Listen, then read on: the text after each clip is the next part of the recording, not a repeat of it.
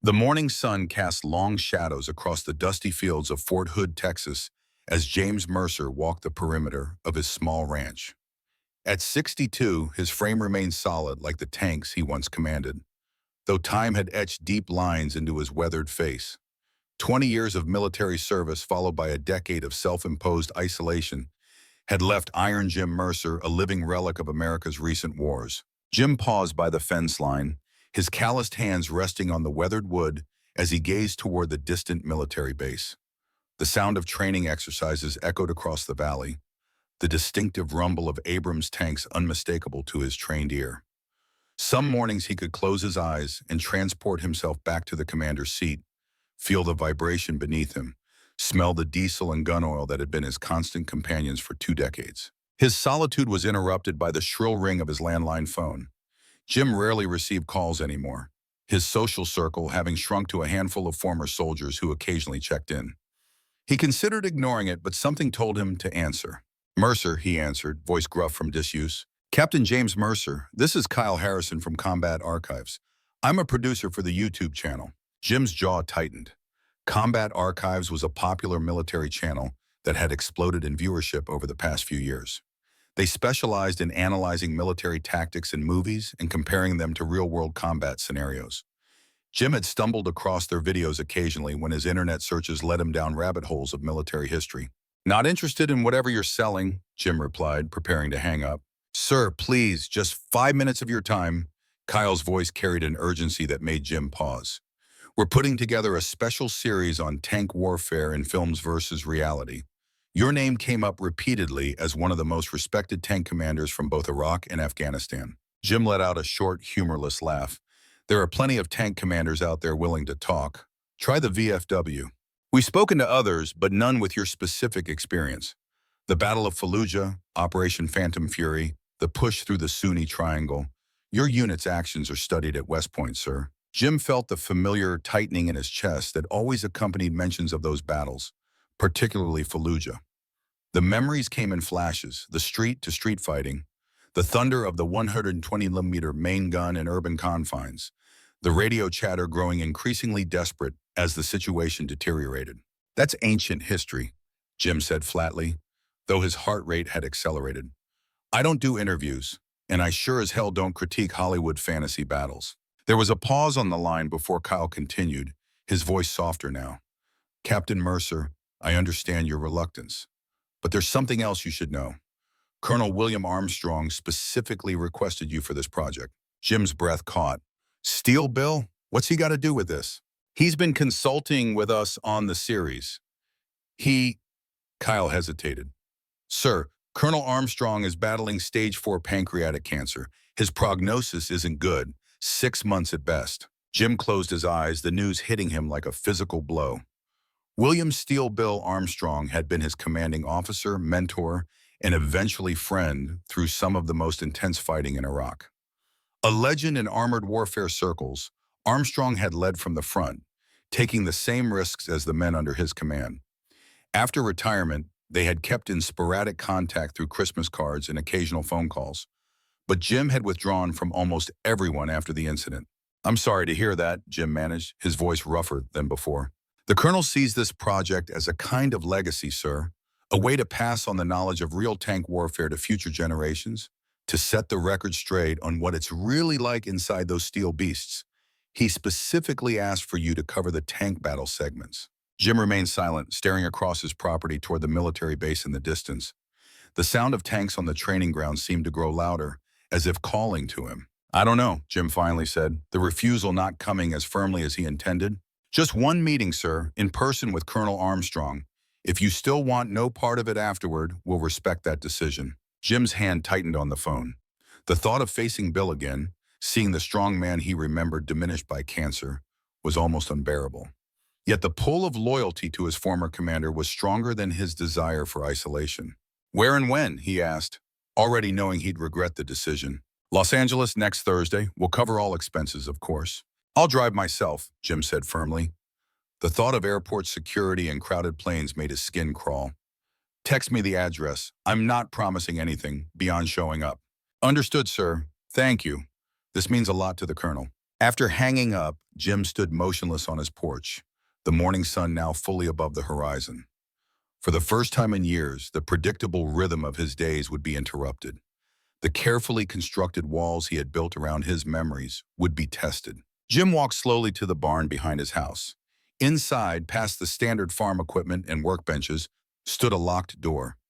Jim retrieved a key from his pocket and opened it, revealing a small room lined with military memorabilia he couldn't bring himself to display, but couldn't discard either. His eyes fell on a framed photograph on the wall, his tank crew in Iraq, all smiling despite the dust and exhaustion etched on their faces. Standing behind them was a tall, imposing figure with a hand on Jim's shoulder. Colonel William Armstrong, looking indestructible. "Damn it, Bill," Jim whispered to the photograph. "What are you dragging me into?" Chapter 2.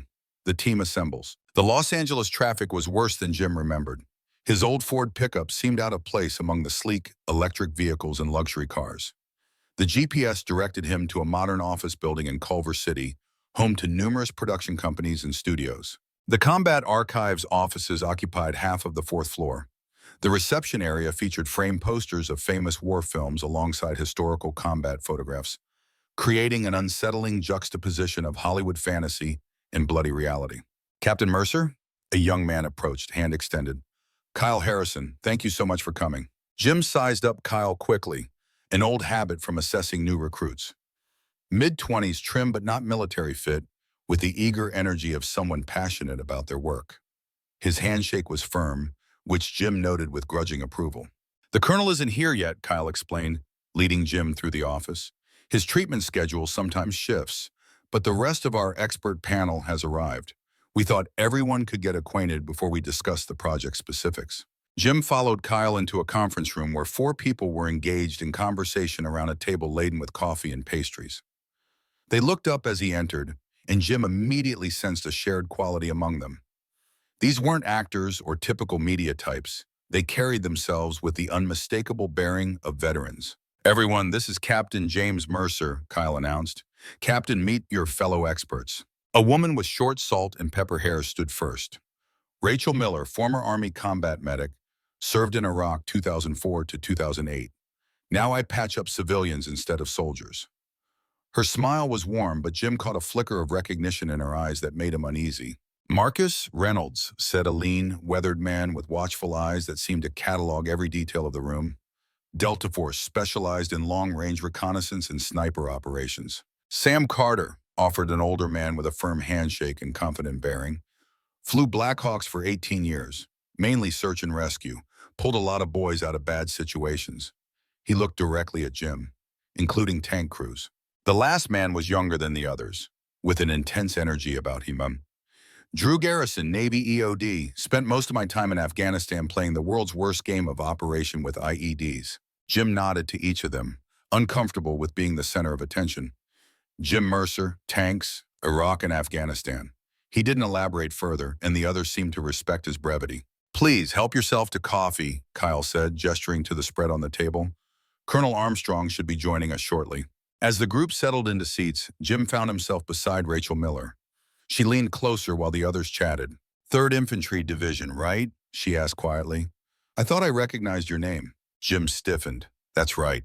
I was stationed at the field hospital during your unit's deployment." Her eyes held a knowledge that made Jim's stomach knot. "I remember when they brought you and your crew in after the incident on Route Tampa." Jim's cup paused halfway to his mouth. Few people knew the details of that day, and he had worked hard to keep it that way. The official reports had been sanitized, the true sequence of events obscured by the fog of war and military bureaucracy. "That was a long time ago," he said evenly, his tone making it clear he didn't wish to discuss it further. Rachel seemed about to say more when Kyle called the room to attention. "While we wait for Colonel Armstrong, let me explain the project in more detail," Kyle began, activating a large screen that displayed the Combat Archives logo. "Our channel has built a substantial following analyzing military tactics in film and television. We've covered everything from medieval battles to modern special forces operations." The screen showed clips from previous videos. Military experts dissecting famous movie scenes, explaining what Hollywood got right and wrong. "Our tank battle episodes have been particularly popular," Kyle continued. But we've never had someone with Captain Mercer's specific experience. The colonel felt strongly that we needed someone who commanded tanks in urban combat scenarios, given how many recent films focus on that environment. Jim watched the clips with growing discomfort. The whole premise felt like entertainment built on the back of experiences that had cost real lives. We film each expert separately, analyzing scenes from their area of expertise, Kyle explained. The format is straightforward. Watch a scene, break down what's realistic and what's Hollywood nonsense, then rate it on a scale of 1 to 10. And people watch this? Jim asked skeptically. Kyle nodded enthusiastically. Millions. Our audience is predominantly military enthusiasts, veterans, and active service members. But we've also found that our videos are being used in military training programs as teaching aids. That caught Jim's attention. The idea that his knowledge might help prepare young soldiers for the realities of combat, rather than just entertain viewers, made the project slightly more palatable. As Kyle continued outlining the filming schedule, Jim studied him more carefully. There was something familiar about the young producer that he couldn't quite place. His mannerisms, perhaps, or something in his features. The conference room door opened, interrupting Jim's thoughts. Everyone turned expectantly, assuming Colonel Armstrong had arrived. Instead, a production assistant poked her head in. "Kyle, Colonel Armstrong called. His treatment ran long, and he's not feeling up to coming in today. He sends his apologies and says he'll definitely be here tomorrow." Kyle's disappointment was visible. "Thank you, Jen. Please let the Colonel know we completely understand." After the assistant left, Kyle addressed the group apologetically. "I'm sorry about this, especially to Captain Mercer, who came specifically to meet with Colonel Armstrong." "It's fine," Jim said, though he felt a mix of relief and concern. Relief at postponing the reunion, concern about Bill's condition. Cancer treatment takes priority. "Perhaps we could still use today productively," Kyle suggested. "We have the studio set up. Would any of you be willing to film a test segment so we can refine the format before the full production starts tomorrow?" The others agreed readily, and Jim found himself reluctantly nodding along, not wanting to be the only holdout. "Excellent," Kyle said. "Let's head to the studio and I'll show you the setup." As they filed out of the conference room, Jim hung back to speak with Kyle privately. "How long have you known Bill Armstrong?" he asked. "A few years," Kyle replied, organizing his notes. "We interviewed him for a documentary on the evolution of tank warfare. He's been an invaluable resource." Something in Kyle's tone struck Jim as odd, a slight hesitation perhaps. "And he specifically requested me for this project?" Kyle met Jim's gaze directly. "Yes, sir, he was quite insistent." Jim considered this. "Bill and I haven't spoken much in recent years. Did he say why he wanted me specifically?" Kyle gathered his tablet and gestured toward the door. "The colonel said you were the best tank commander he ever served with, and that if anyone could explain the reality behind the Hollywood fantasy, it would be you." He paused. "He also said you deserve the chance to tell your story." Jim's eyes narrowed. "I'm not here to tell my story. I'm here as a favor to a dying man." "Of course," Kyle said quickly. "I didn't mean to imply otherwise." As they walked through the office toward the studio, Jim's attention was caught by a framed photograph on Kyle's desk. It showed a young Army lieutenant in desert camouflage standing beside an Abrams tank, smiling broadly at the camera. Jim stopped abruptly, staring at the image. The face was younger, without the lines of experience and loss that would come later, but unmistakable. "That's Daniel Harrison," Jim said, his voice suddenly hoarse. "3rd Platoon, Bravo Company." Kyle turned, his expression unreadable. "Yes, Lieutenant Daniel Harrison was my father." The revelation hit Jim like a physical blow. Daniel Harrison had been one of his platoon leaders during the Iraq deployment, a promising young officer on his first combat tour. He had also been among the casualties of the incident on Route Tampa that had ultimately ended Jim's military career. "Your father was a good officer," Jim managed to say, though his mouth had gone dry. The pieces suddenly fit together, Kyle's interest in him, the colonel's involvement, the entire project. "This wasn't just about analyzing movie scenes. He died under your command," Kyle said quietly, his tone carefully neutral, "during an operation that's barely mentioned in official records." Jim's jaw tightened. "Combat archives. This isn't just about battle scenes in movies, is it?" Kyle held Jim's gaze steadily. "This project is exactly what I described.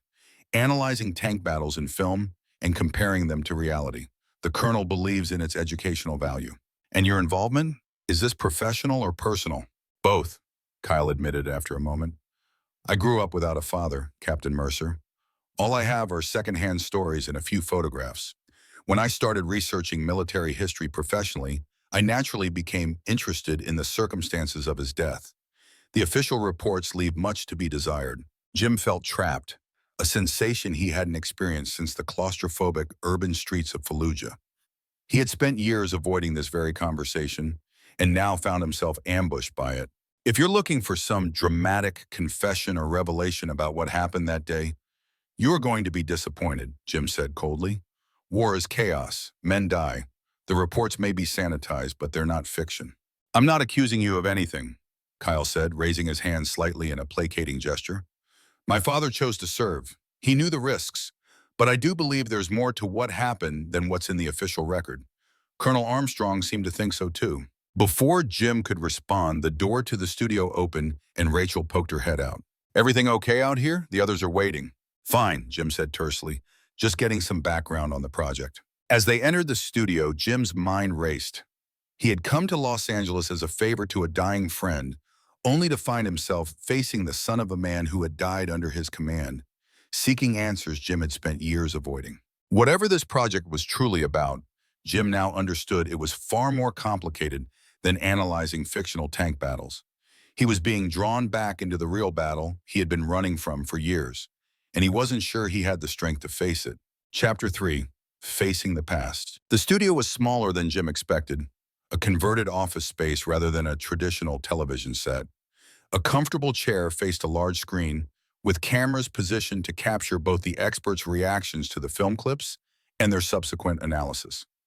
The setup was simple but professional. We'll start with something straightforward, Kyle explained, as the technicians made final adjustments.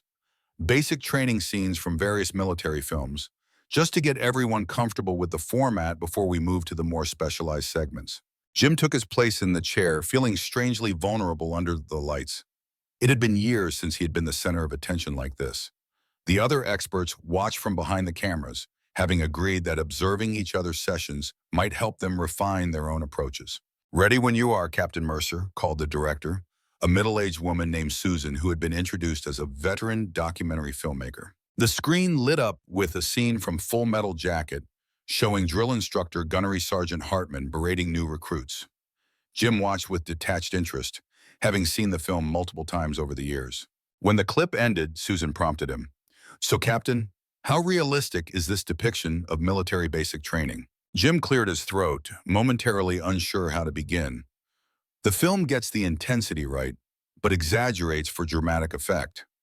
Arlie Ermey, who played the drill instructor, was actually a real DI during Vietnam. That authenticity comes through, even though they've amped up the verbal abuse for the film. As Jim continued analyzing the scene, he found himself relaxing slightly. This was comfortable territory, distant enough from his personal experiences to discuss objectively. He explained the purpose of the seemingly brutal basic training methods, the psychological transformation being attempted, the building of unit cohesion through shared hardship. The session continued with clips from other films, G.I. Jane, An Officer and a Gentleman, Jarhead.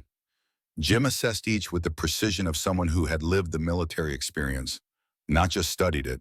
That was excellent, Captain Susan said after they finished the basic training segments. Very insightful. Now we'd like to move to some tank-specific scenes if you're comfortable proceeding. Jim nodded, though he felt a tightening in his chest. This was moving closer to his personal experience, to memories he had worked hard to suppress.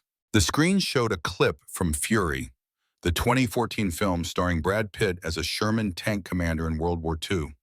The scene depicted the tank crew navigating through a German town, suddenly coming under fire from hidden anti-tank guns. As Jim watched the tense battle unfold, memories surfaced unbidden.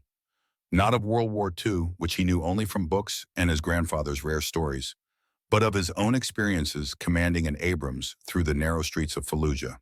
The constant vigilance, the knowledge that death could come from any window or rooftop, the heavy responsibility for the lives of his crew. The scene ended with the Sherman tank taking a hit, the crew scrambling to respond as their commander shouted orders. Captain Mercer, your thoughts on the realism of this tank battle? Susan prompted. Jim took a breath before responding. The tension is accurate. Inside a tank in urban combat, you're both powerful and vulnerable. You have tremendous firepower, but limited visibility. The commander has to constantly scan for threats while coordinating with the crew. He pointed out specific details the film got right: the crew communication, the shell loading procedure, the disorientation after being hit. But he also noted Hollywood embellishments, the perfectly timed heroics, the dramatic dialogue during intense combat. In reality, Jim explained, his voice taking on a distant quality, combat is confusion punctuated by moments of absolute clarity. There's no musical score, no dramatic pauses, just the next decision, the next target, the next threat that might kill you and your men. Behind the cameras, he noticed Kyle watching intently, recording additional notes on his tablet. Jim wondered if the young producer was searching for parallels between these fictional scenarios and what might have happened to his father. They moved through several more tank battle scenes from various films. Jim found himself increasingly drawn into the analysis, his expertise flowing naturally as he explained concepts like hold-down positions, turret rotation limitations, ammunition selection, and the brutal physics of armor penetration. When they reached a scene from a recent film showing a tank battle in a Middle Eastern city, Jim faltered briefly. The urban setting, the dust, the radio chatter all struck too close to home. "Captain?" Susan prompted when his analysis trailed off. Jim cleared his throat. "Sorry, this scene, it's reminiscent of situations I experienced in Fallujah. Urban tank warfare is different from open field engagements. Buildings channel your movement, limit your options. A tank designed to fight across open terrain suddenly finds itself in narrow streets where it can't fully utilize its advantages." "Can you elaborate on your personal experience?" Susan asked gently. Jim's jaw tightened. "We were never trained adequately for urban combat in tanks. The doctrine was still catching up to the reality. We learned as we went, often the hard way." He paused, choosing his words carefully. "In open terrain, a tank is a predator. In urban environments, it can quickly become prey." The session continued, but Jim became increasingly aware that the clip selection seemed to be steering toward urban combat scenarios similar to those he had faced in Iraq. What had begun as general analysis of Hollywood tank battles was narrowing toward the specific experiences he had been avoiding discussing for years. After nearly 2 hours, Susan called for a break. Jim rose from the chair, his back stiff from tension more than the extended sitting. "That was fantastic material, Captain Mercer," Kyle said, approaching with a bottle of water. "Your insights on urban tank combat are exactly what we hoped for." Jim accepted the water but fixed Kyle with a hard stare. "These clips aren't random selections." Kyle maintained eye contact. "We chose scenes that would benefit most from your specific expertise. Scenes that happen to mirror combat situations in Fallujah and the Sunni Triangle," Jim countered. "Situations similar to what your father experienced." Kyle's professional demeanor slipped slightly. "Is that a problem?" "It is if you're using this project as a backdoor way to interrogate me about what happened to your father." The other experts had moved to the break room, leaving Jim and Kyle alone in the studio. Kyle set down his tablet, his posture changing subtly. "I didn't lie about the project," he said quietly. "Everything I told you about the series is true. We're genuinely creating educational content comparing Hollywood depictions to reality." "But," Jim pressed, "but yes, I do have personal reasons for wanting you specifically for this project," Kyle admitted. "My father died under circumstances that have never been fully explained to my family. The official report cites enemy action during combat operations, but multiple sources have suggested there was more to the story." Jim's expression hardened. "What sources?" "Other veterans from your unit, fragments of unofficial accounts, and Colonel Armstrong himself, though he's always been careful about what he says." Jim felt a surge of anger. "So this whole project is what? An elaborate setup to get me to reveal some dark secret about Lieutenant Harrison's death? To ease your mind or confirm your suspicions?" "No," Kyle insisted. "The project is legitimate, but I won't deny hoping that working together might eventually lead to a conversation about what really happened that day." He hesitated. "Captain Mercer, I was 5 years old when my father died. I've spent my entire life trying to understand who he was and why he didn't come home." Jim felt a complex mix of emotions: sympathy for the fatherless boy Kyle had been, anger at being manipulated, and the ever-present guilt that had been his companion for years. "Your father was a good officer," Jim said finally, his voice low. "He followed orders, cared for his men, did his duty. What happened to him wasn't because of any failure on his part. That's all I have to say on the matter." "Captain Mercer, please." Kyle began, but was interrupted by a commotion at the studio entrance. Jim turned to see a tall, thin man leaning on a cane in the doorway. Despite the ravages of illness evident in his gaunt face and the way his clothes hung loosely on his frame, the commanding presence was unmistakable. "Bill," Jim said, momentarily forgetting Kyle and their tense conversation. Colonel William Steele Bill Armstrong offered a wan smile. "Hello, Jim. Been a long time." Jim crossed the room quickly, stopping short of embracing his former commander. Unsure of the protocol after so many years and faced with the colonel's obviously fragile condition, Armstrong solved the dilemma by extending his hand. "Still can't bring yourself to call me William, I see. Old habits die hard." Jim took the offered hand, noting the strength still present in the grip despite the illness. "They told us you weren't coming today." "Changed my mind. Feeling better this afternoon, and I didn't want to miss your first day." Armstrong's eyes, still sharp despite his physical decline, moved past Jim to Kyle. "I see you two have met." "We have," Jim confirmed, his tone conveying more than the simple words. Armstrong nodded slowly. "Why don't we use the conference room? I think the three of us are overdue for a conversation." The conference room felt smaller with Armstrong's presence. Despite his diminished physical state, he lowered himself carefully into a chair at the head of the table, Jim and Kyle taking seats on either side. "I gather from the tension I walked in on that Kyle has revealed his connection to Lieutenant Harrison," Armstrong began without preamble. "He has," Jim confirmed, "though he waited until I was already here and committed to the project." "That was my suggestion," Armstrong admitted. "I thought you might refuse outright otherwise." Jim felt a renewed surge of betrayal. "This whole project is a setup? Get the reclusive tank commander on camera, then ambush him with questions about an incident he spent years trying to forget?" Armstrong shook his head. "The project is genuine, Jim. The educational value is real. But yes, I did have additional motives for bringing you here." He paused, a bout of coughing interrupting his explanation. Kyle quickly poured a glass of water and handed it to him. After drinking, Armstrong continued. "I'm dying, Jim. Pancreatic cancer doesn't negotiate. 6 months if I'm lucky, probably less. It focuses the mind wonderfully on unfinished business." "And Lieutenant Harrison is unfinished business?" Jim asked. "Daniel Harrison and what happened on Route Tampa is something that has weighed on me for years," Armstrong confirmed. "On both of us, I suspect." Jim's jaw tightened. The official record stands: enemy action during combat operations. Armstrong exchanged a look with Kyle before returning his attention to Jim. "The official record is incomplete, as you well know. It doesn't mention the conflicting orders from battalion. It doesn't mention the intelligence failure that put your company in that situation to begin with." "What good does dredging all that up do now?" Jim demanded. "Daniel Harrison is dead. Nothing changes that." "No, nothing changes that," Armstrong agreed quietly. "But truth has its own value, especially to those left behind." He nodded toward Kyle. "And to those who carry unearned guilt." Jim stood abruptly. "I don't need absolution, Bill. Especially not from you." "Don't you?" Armstrong challenged. "You've spent years in self-imposed exile, cut off from the men who served under you, from the life you built. If that's not a man carrying a burden of guilt, I don't know what is." "I made peace with what happened," Jim insisted, though the words sounded hollow even to his own ears. "No, you buried it. There's a difference." Armstrong's voice remained calm, but carried the authority that had once commanded thousands of soldiers. "Sit down, Jim." Jim hesitated, then slowly resumed his seat, a lifetime of military discipline asserting itself despite the years of civilian life. "Kyle deserves to know what happened to his father," Armstrong continued. "Not the sanitized version in the official report, but the truth. And you deserve to stop carrying the full weight of that day on your shoulders." "What are you talking about?" Jim asked, a new tension in his voice. Armstrong held Jim's gaze steadily.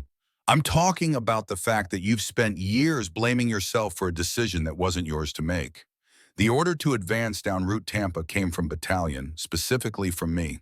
Jim stared at his former commander. "What?" "Intel had identified a high-value target in the area, time-sensitive. I made the call to send your company in despite the questionable intelligence and the recent reports of increased insurgent activity in the sector." Armstrong's voice remained even, but his hands gripped the armrests of his chair tightly.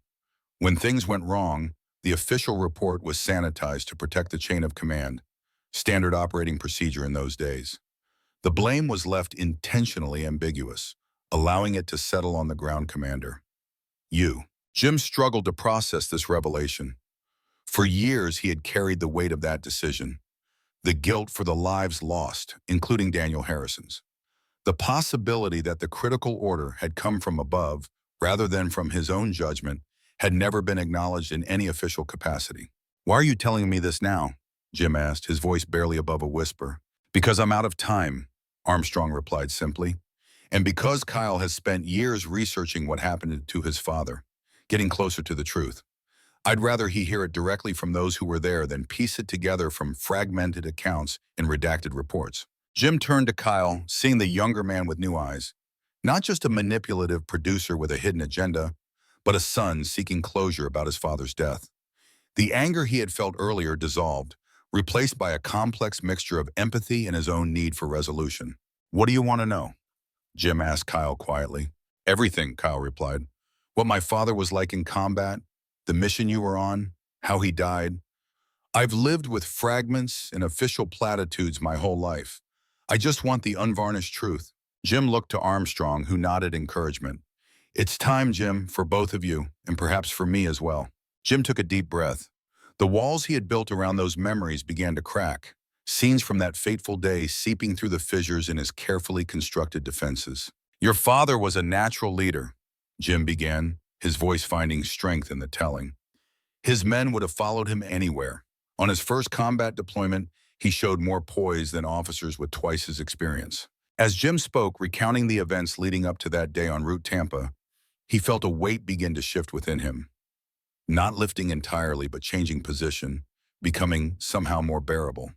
The truth, so long suppressed, flowed more easily than he had expected, as if it had been waiting all these years for the opportunity to emerge. Kyle listened intently, occasionally asking questions, but mostly absorbing Jim's account with the focus of someone finally filling in crucial pieces of a lifelong puzzle. Armstrong remained silent, his presence a reminder of the chain of command that had shaped the events being described. The afternoon sun cast long shadows across the conference room as Jim's account reached the ambush on Route Tampa. He described the first explosion that disabled the lead vehicle, the cascade of insurgent fire from multiple positions, the confusion as communications were disrupted, and the desperate attempts to maneuver armored vehicles in the confined urban space. "Your father's platoon was providing flank security," Jim explained. "When the ambush was sprung, he repositioned to cover the company's withdrawal. It was textbook, the right call under the circumstances." Jim paused, the most difficult part of the story still untold. He glanced at Armstrong, who nodded again, silently urging him to continue. "We received new orders over the command net," Jim said, his voice tightening. "Despite the ambush, we were to continue the advance. The high-value target was supposedly still in the area, and higher command deemed the opportunity too valuable to abandon." Kyle leaned forward. "They ordered you to continue advancing into an ambush." "War creates strange priorities," Armstrong interjected softly. "A high-value target could mean intelligence that might save hundreds of lives later. The calculation is cold but real." Jim nodded grimly. "I relayed the order to continue the advance. Your father acknowledged, then requested permission to clear a building his platoon had taken fire from. To secure the route, I approved the request." Jim's hands, resting on the table, had curled into fists without his awareness. "The building was rigged. Whether they knew we were coming or it was standard insurgent procedure, we'll never know. When Lieutenant Harrison's team breached the entrance, the entire structure detonated." Kyle's face had gone pale. "The whole building?" "Large VBIED," Jim confirmed. "Vehicle-borne improvised explosive device. They had driven a truck laden with explosives into the ground floor and concealed it. When detonated, it brought the entire structure down. Your father and 7 of his men were killed instantly." The room fell silent as Kyle absorbed this information. Jim watched emotions play across the younger man's face. Grief, anger, confusion. "The official report doesn't mention any of this," Kyle finally said. "It just lists enemy action during combat operations. Nothing about continuing an advance into an ambush zone, nothing about a building being rigged to explode." "The true sequence of events raised too many uncomfortable questions," Armstrong explained. "About intelligence failures, about command decisions to continue an operation despite clear signs it was compromised, about whether the high-value target was ever really there." He looked directly at Jim. "It was easier to let the simplified version stand. Enemy action covers a multitude of institutional failures. And you let Captain Mercer carry that burden," Kyle said, a new edge to his voice as he addressed Armstrong. I did, Armstrong acknowledged, no defense or justification offered. It's one of many decisions I've had to live with, and one I hope to make some small amends for before I die. Jim found himself strangely calm now that the story had been told. The guilt remained, would always remain, but the context provided by Armstrong's admission altered its nature. He had followed orders, made the best tactical decisions possible under the circumstances. The strategic failure had occurred well above his pay grade. What happened after? Kyle asked. To the mission? To the unit? We withdrew, Jim said simply. The high-value target, if he was ever there, escaped.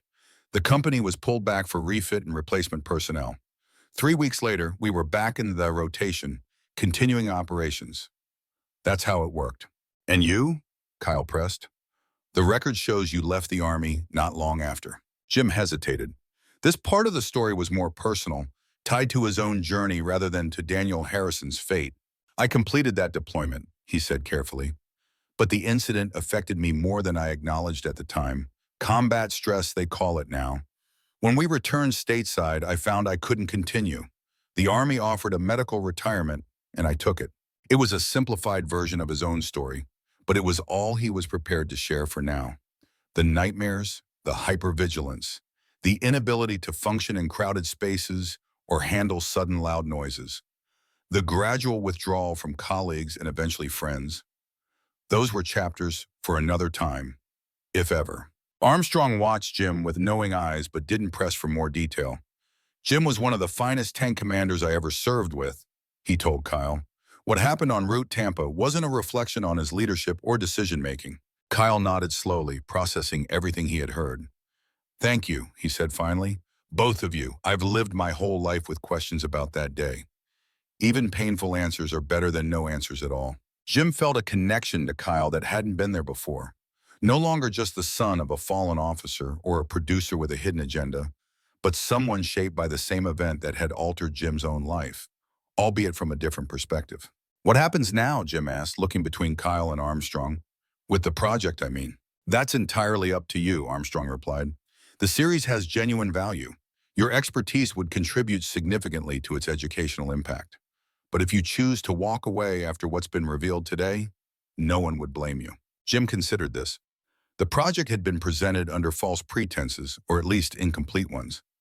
Yet now that the truth about Kyle's connection and Armstrong's role had been revealed, the deception no longer seemed malicious.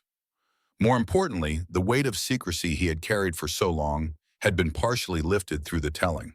I need time to think, Jim said finally. Today has been more than I expected.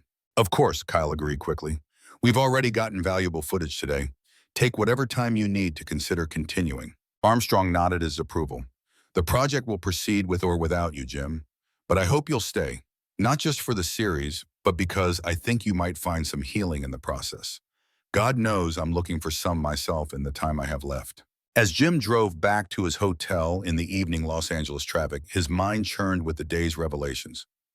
Armstrong's admission had shifted the foundation of guilt upon which Jim had built his post-military life. Not removing it entirely, but transforming it into something different, something perhaps more manageable. And then there was Kyle, the living legacy of a man who had died under Jim's command. A young man who had grown up without a father, searching for answers about his death. Jim couldn't help but see parallels to his own journey of seeking resolution, though from the opposite side of command responsibility. The project, which had seemed like a simple favor to a dying friend that morning, had become something far more complex by evening. A potential vehicle for truth, for setting the record straight, for providing closure not just for Kyle, but perhaps for Jim himself. Jim hadn't yet decided whether he would continue with the series, but for the first time in years, he felt the possibility of moving forward rather than merely existing in the shadow of the past. Whether that movement would lead to healing or merely to a different kind of pain remained to be seen. But after years of stasis, even painful progress would be a change worth considering. The morning sun filtered through the blinds of Jim's hotel room as he stared at the ceiling, sleep having proven elusive. After yesterday's revelations, his mind had refused to settle, instead replaying fragments of memories from Iraq interspersed with Armstrong's confession and Kyle's quietly desperate quest for answers about his father. His phone buzzed on the nightstand, a text message from Kyle. Filming scheduled for 10 a.m. if you're still with us, no pressure, transportation available if needed. Jim read the message twice. The phrasing was careful, giving him an easy out if he wanted to walk away from the project.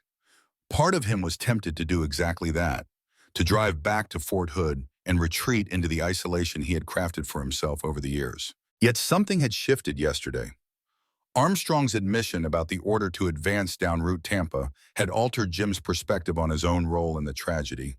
Not absolution, certainly, but perhaps the beginning of a more nuanced understanding. After a shower and a silent breakfast in the hotel restaurant, Jim sent a terse reply. "I'll be there, driving myself." The Combat Archives offices were quieter when he arrived, the previous day's nervous energy replaced by focused activity. Kyle met him in reception, his expression carefully neutral. "Thank you for coming back," Kyle said simply. "The colonel will be here later. He had a treatment scheduled this morning." Jim nodded, following Kyle through the office. "What's the plan for today?" "Tank battles specifically," Kyle replied, "focusing on three major films, Fury, Patton, and Lebanon. The colonel thought these represented different eras and combat environments that would benefit from your expertise." Jim recognized the strategy. Start with World War II battles from Fury and Patton, less personally triggering than more recent conflicts, before moving to the claustrophobic tank warfare depicted in the Israeli film Lebanon, which more closely mirrored his own experiences in urban combat. The studio was already prepared, technicians making final adjustments to the lighting. Susan, the director, approached with a clipboard. "Morning, Captain Mercer. Ready to enlighten the world about the realities of tank warfare?" "As ready as I'll ever be," Jim replied, settling into the now familiar chair facing the screen. The session began smoothly, with Jim analyzing World War II tank battles from Fury and Patton. He found himself engaged despite his earlier reservations, explaining the technical and tactical realities behind the Hollywood depictions. The Sherman tanks were undergunned and underarmored compared to German Panthers and Tigers, Jim explained after a particularly intense battle scene from Fury. What the film gets right is the psychological pressure on tank crews knowing their vehicle was outmatched. Where it takes liberties is in the heroics of a single tank against overwhelming odds.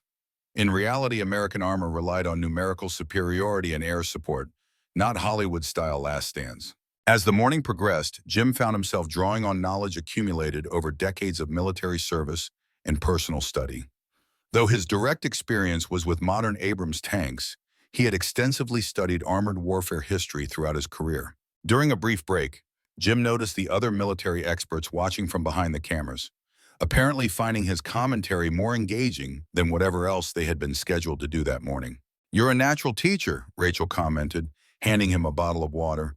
"Ever consider that instead of raising cattle back in Texas?" Jim shook his head. "Teaching requires patience I don't have." "I disagree," she said with a small smile. "You've been very patient explaining complex technical concepts in ways anyone can understand. That's good teaching."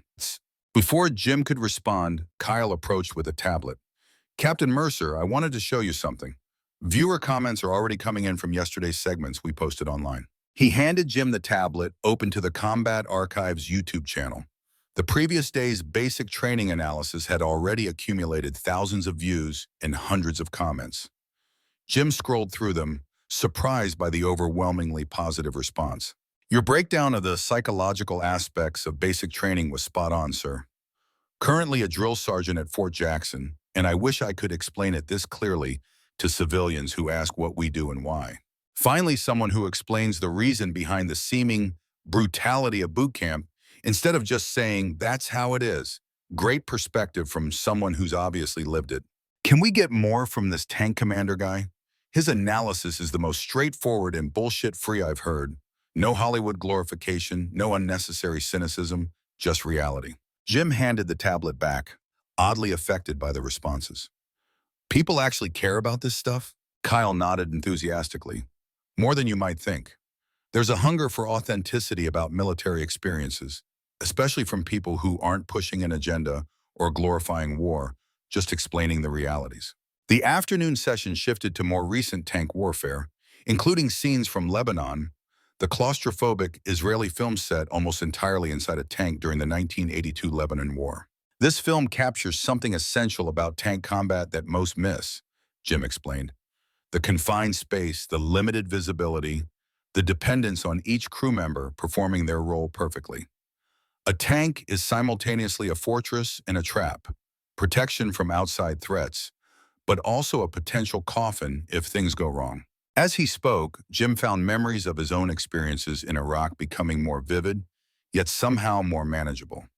Discussing them in this analytical context, separated by the lens of film criticism, allowed him to access those memories without being overwhelmed by them.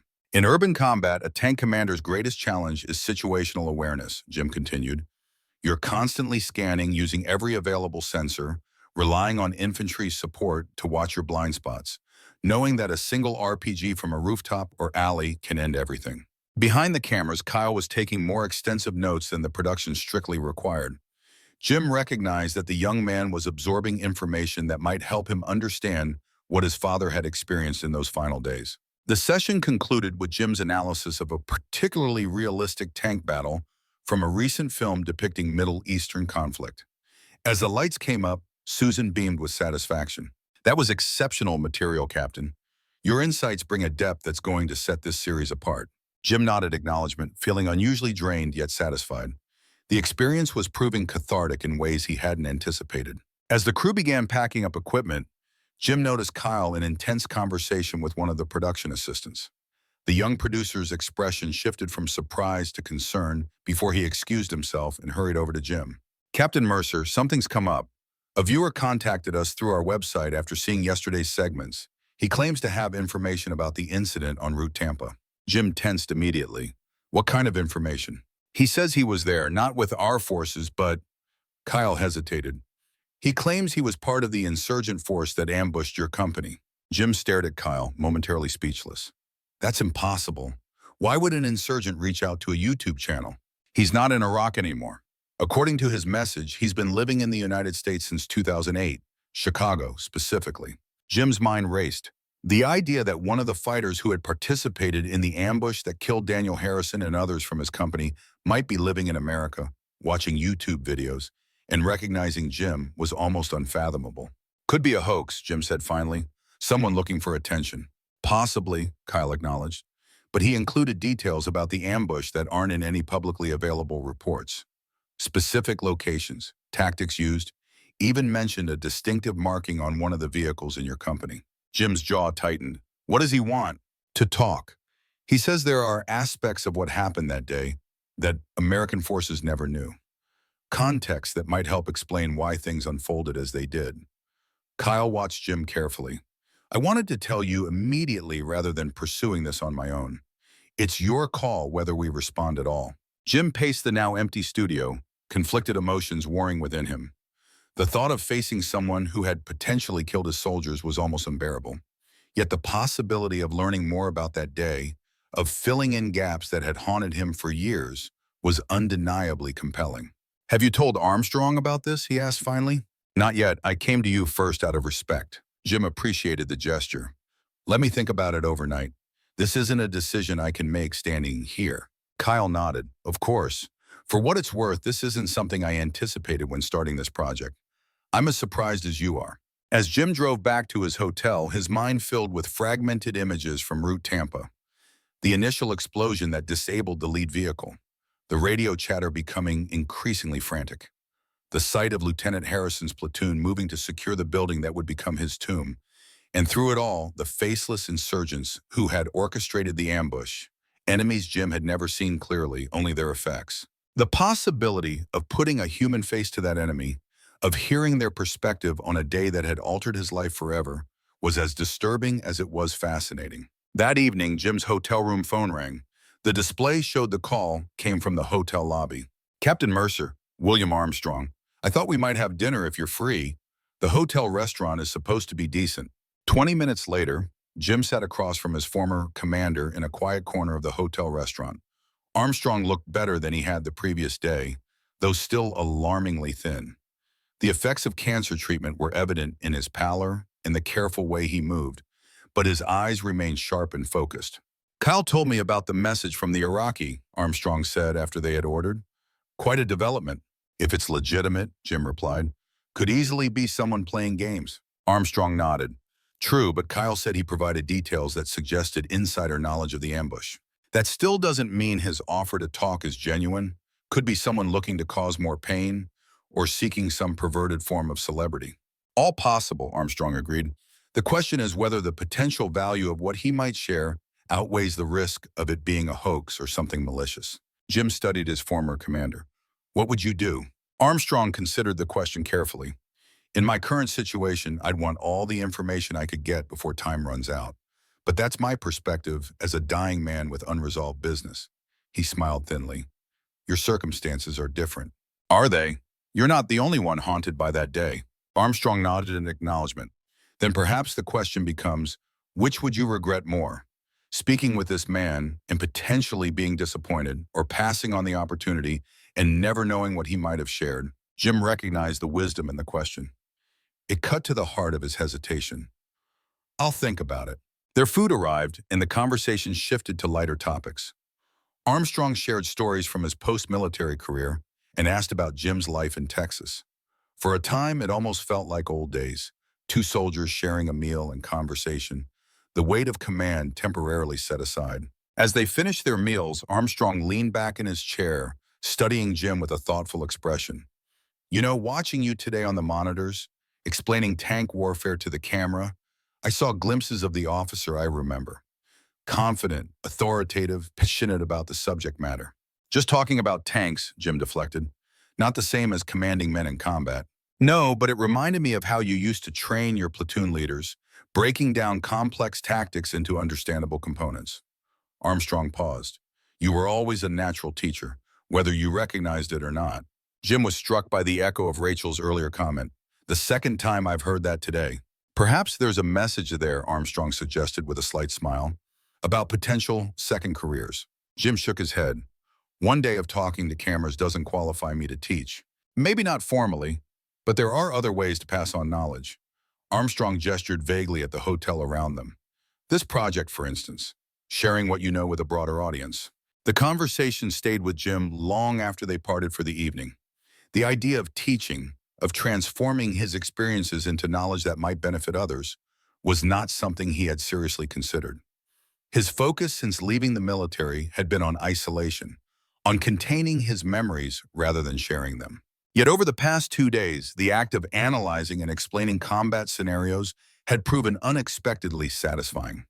The comments Kyle had shown him suggested that his perspectives were valued, even meaningful to viewers trying to understand military realities beyond Hollywood portrayals. Late that night, Jim made his decision. He texted Kyle, "Set up contact with the Iraqi. I want to hear what he has to say." Chapter 5, Brothers in Arms. The next morning brought a new energy to the Combat Archives offices. Word had spread about Jim's performances in front of the camera, and staff members nodded respectfully as he passed through the corridors. The other military experts greeted him with the casual camaraderie of those who recognize a kindred spirit. Nice work yesterday, Marcus, the former Delta Force operator, commented as they waited for the day's filming to begin. Your tank breakdown was spot on. Made me glad I was infantry instead of being cooped up in those metal coffins. Jim smiled slightly. The eternal infantry versus armor debate. You ground pounders never appreciate the protection until you need it. True enough, Marcus conceded. Your guys pulled my team out of a bad situation near Ramadi in '07. Never been so happy to see an Abrams in my life. Wasn't me, Jim said. I was elsewhere by then. Still, same brotherhood. Different battalions, same army. The simple exchange reinforced what Jim had been missing in his years of isolation. The unique bond between those who had served. The shorthand understanding that required no lengthy explanations. Civilians might sympathize, but only another veteran truly comprehended. Kyle approached, tablet in hand as usual. Morning, gentlemen. Captain Mercer, I've made contact with the individual we discussed. He's agreed to a video call this afternoon after filming wraps. If you're still willing. Jim nodded. Set it up. Will do. For this morning, we're filming a special segment with all of you analyzing combined arms operations, how tanks, infantry, air support, and other elements work together in combat. The Colonel's idea and viewers have been requesting more interaction between our experts. The concept appealed to Jim. Tank warfare never existed in isolation. The most effective operations integrated multiple combat arms working in concert. It would allow him to place his expertise in a broader, tactical context. The session proved energetic and engaging. Jim found himself in animated discussion with Marcus about infantry-tank cooperation, with Rachel adding perspectives on casualty evacuation procedures, Sam contributing insights on air support coordination, and Drew explaining the challenges of clearing routes for armored advances. Armstrong arrived midway through the session, moving slowly with his cane but clearly energized by the discussion. He took a seat behind the cameras, occasionally offering comments that the producers eagerly incorporated. What most films miss, Armstrong noted during a break in filming, is the complex choreography required to make combined arms work effectively. Each element has its own tempo, capabilities, and vulnerabilities. The art is in synchronizing them to maximize strengths and mitigate weaknesses. Exactly, Jim agreed, warming to the subject. A tank without infantry support in urban terrain is vulnerable to close attacks from above and behind. Infantry without armor support is exposed to heavy weapons. It's a symbiotic relationship that requires constant communication and adjustment. The resulting segment had a dynamic quality missing from the solo analysis, with experts building on each other's points and occasionally engaging in good-natured disagreements about tactical priorities. The production team was visibly pleased with the material. "This is gold," Susan declared during a lunch break. "The chemistry between all of you comes through beautifully. Viewers are going to love this." Jim found himself actually enjoying the process, the professional discussion of military tactics providing a structured way to engage with experiences he had spent years avoiding. The analytical distance allowed him to access his knowledge without being overwhelmed by the emotional content of the memories. After filming concluded for the day, Kyle led Jim to a private office where a secure video call had been arranged. Armstrong joined them, his presence both support and validation of the unusual step they were taking. "His name is Faisal al-Rawi," Kyle explained as they waited for the connection. "Former Iraqi army under Saddam, then joined the insurgency after the regime fell. Came to the U.S. through the refugee program in 2008, apparently after cooperating with American forces during the Awakening movement when Sunni tribes turned against al-Qaeda. Quite a journey," Armstrong commented, "from enemy combatant to American resident. War creates strange trajectories," Jim said, echoing Armstrong's words from their earlier conversation about command decisions. The screen flickered, and a face appeared. Faisal al-Rawi appeared to be in his early 60s, with a closely trimmed beard flecked with gray and deep-set eyes that held the unmistakable wariness of someone who had seen too much conflict. He wore Western clothing, a simple button-down shirt, and sat in what looked like a home office. "Captain Mercer," Faisal said, his English heavily accented but clear. "Colonel Armstrong, thank you for agreeing to speak with me."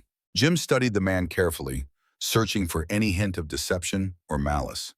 "You claim to have been part of the insurgent force that ambushed my company on Route Tampa in 2005. What proof do you have of that?" Faisal nodded as if expecting the challenge. "Your convoy consisted of 4 Abrams tanks, 3 Bradley fighting vehicles, and 2 Humvees. The lead Humvee was disabled by an IED placed in a drainage culvert. The ambush came from multiple buildings on both sides of the road, primarily RPGs and small arms fire. Your call sign on the radio was Iron Horse 6. The details matched Jim's memories perfectly, including the call sign which would not have been widely known. Jim felt his heart rate increase, the surreal nature of the situation fully sinking in. He was looking at a man who had potentially killed his soldiers, now speaking to him across thousands of miles through a computer screen. "Why did you contact us?" Armstrong asked, his tone professionally neutral. "I saw Captain Mercer on the YouTube channel yesterday. I recognized him immediately, though it has been many years." Faisal paused. "When he spoke about urban tank warfare, memories returned to me of that day. I thought perhaps enough time had passed that we could speak as men who have both left war behind, not as enemies." Jim struggled to keep his expression neutral. "You were part of the force that killed my men. Lieutenant Harrison and 7 others died when that building was detonated." A shadow passed over Faisal's features. "This is why I wish to speak with you. There are things about that day you do not know, context you could not have understood then." "What things?" Jim asked, tension evident in his voice despite his efforts to remain calm. Faisal took a deep breath. "The building that exploded, the one your lieutenant entered, was not our doing. We did not rig it with explosives." Jim exchanged a glance with Armstrong, both men caught off guard by the claim. "The entire structure detonated when my men entered. If not your forces, then who?" "You must understand the complexity of what was happening in Iraq at that time," Faisal began. "Many factions were fighting for control, not just against American forces, but against each other. Our group was primarily former military, fighting what we saw as an occupation of our country, but there were others, extremists who had entered Iraq after the invasion, with different agendas. Al-Qaeda in Iraq, Armstrong supplied. Zarqawi's people, Faisal nodded. Yes, they were not our allies, though sometimes our operations overlap. On that day, we had planned a conventional ambush of your convoy, RPGs, small arms, IEs to disable vehicles. Effective but limited. The destruction of the entire building was not part of our plan. It was the work of AQI operatives who had infiltrated the area. How do you know this? Jim pressed. Because several of my own men were killed in the explosion as well, Faisal replied grimly. They were positioned on the upper floors as firing points. They had no knowledge of the explosives below. The revelation hit Jim like a physical blow. The narrative he had constructed over years about that day had never included the possibility that the massive explosion had killed insurgent fighters along with his own men. Why would AQI detonate the building with their own people in it? Armstrong asked, the strategist in him immediately identifying the tactical inconsistency. Because their objective was different from ours, Faisal explained. We wanted to drive American forces from our neighborhoods. They wanted maximum casualties, maximum chaos, regardless of the cost. American, Iraqi, civilian, military, it made no difference to them. The more death, the better for their cause. Jim processed this information, searching for any reason to disbelieve it, but finding the explanation disturbingly plausible. The tactics Faisal described matched intelligence assessments of how AQI had operated during that period. There's more you should know, Faisal continued after a moment. That building, it was not empty of civilians when it detonated. Jim's blood ran cold. What are you saying? AQI had gathered local families, people who had refused to support them, into the building as human shields.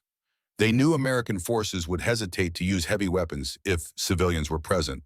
When your men entered, Faisal's voice trailed off, the implications clear. The room fell silent as Jim and Armstrong absorbed this horrific detail. The official reports had never mentioned civilian casualties, though the chaos following the explosion and the immediate withdrawal of forces would have made accurate assessments impossible. Can you prove any of this? Jim asked finally, his voice rough with suppressed emotion. Not with documents or recordings, no, Faisal admitted. But there were survivors, witnesses who escaped the neighborhood in the aftermath. Some were resettled in America through the refugee program, as I was. Others remained in Iraq. Their stories were never officially recorded by American authorities, but they exist. Armstrong leaned forward. Why are you telling us this now after all these years? Faisal considered this question. I have built a new life here. I have American neighbors, colleagues, friends. My children attend American schools. With time, I have come to understand perspectives beyond my own. He paused. Seeing Captain Mercer speak about that time, I realized that the men who fought against us were also haunted by these events, carrying their own burdens of memory and loss. Jim studied Faisal's face on the screen, searching for deception, but finding only the weathered solemnity of a fellow survivor of that brutal conflict. I fought you because you were in my country, where I believed you had no right to be, Faisal continued. You fought me because you were soldiers following orders, doing what you believed was necessary. We were enemies then. Now we are both just men with histories we cannot change but perhaps can finally understand. The simple humanity of the statement penetrated the armor Jim had built around his memories of Iraq. The neat categories of friend and enemy, right and wrong, had never truly captured the messy reality of that conflict. Faisal's account offered a new perspective on a day that had defined much of Jim's subsequent life, complicating the narrative but perhaps moving it closer to truth. Thank you for speaking with us, Armstrong said when Jim remained silent. Your perspective adds important context to events that have significant meaning for those of us who serve there. Would you be willing to speak on camera about this? Kyle asked, breaking his respectful silence during the exchange.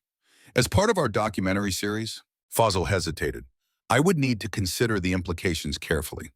There are still those in Iraq who would view my speaking publicly as betrayal. Think about it, Kyle suggested. We could take precautions to protect your identity if necessary. After the call ended, Jim sat motionless, staring at the now dark screen. The conversation had shaken loose fragments of memory. The thunderous explosion that had collapsed the building, the frantic radio calls, the desperate attempt to search for survivors in the immediate aftermath before being ordered to withdraw due to continued enemy fire. "You okay?" Armstrong asked quietly. "Processing," Jim replied. "If what he said is true, it aligns with what we came to understand about AQI's tactics," Armstrong noted. "They frequently use civilian shields and were willing to sacrifice their own people for maximum effect." "The official report never mentioned civilian casualties," Jim said, an edge entering his voice. Armstrong sighed heavily. "Many things never made it into official reports, Jim. The fog of war, coupled with institutional reluctance to acknowledge certain realities. History gets sanitized in the writing." Jim turned to Kyle, who had remained uncharacteristically quiet. "Your thoughts?" Kyle seemed momentarily surprised to be consulted. "I believe he was telling the truth, or at least his version of it. The details were too specific, too consistent with what we know from other sources." He hesitated. "It also explains something I found in my research, but could never confirm. There were rumors among Iraqi refugees about civilian deaths in that building, but no official acknowledgement." Jim stood abruptly. "I need some air." Outside the building, Jim paced the sidewalk, struggling to integrate Faisal's account with his long-held understanding of what had happened that day.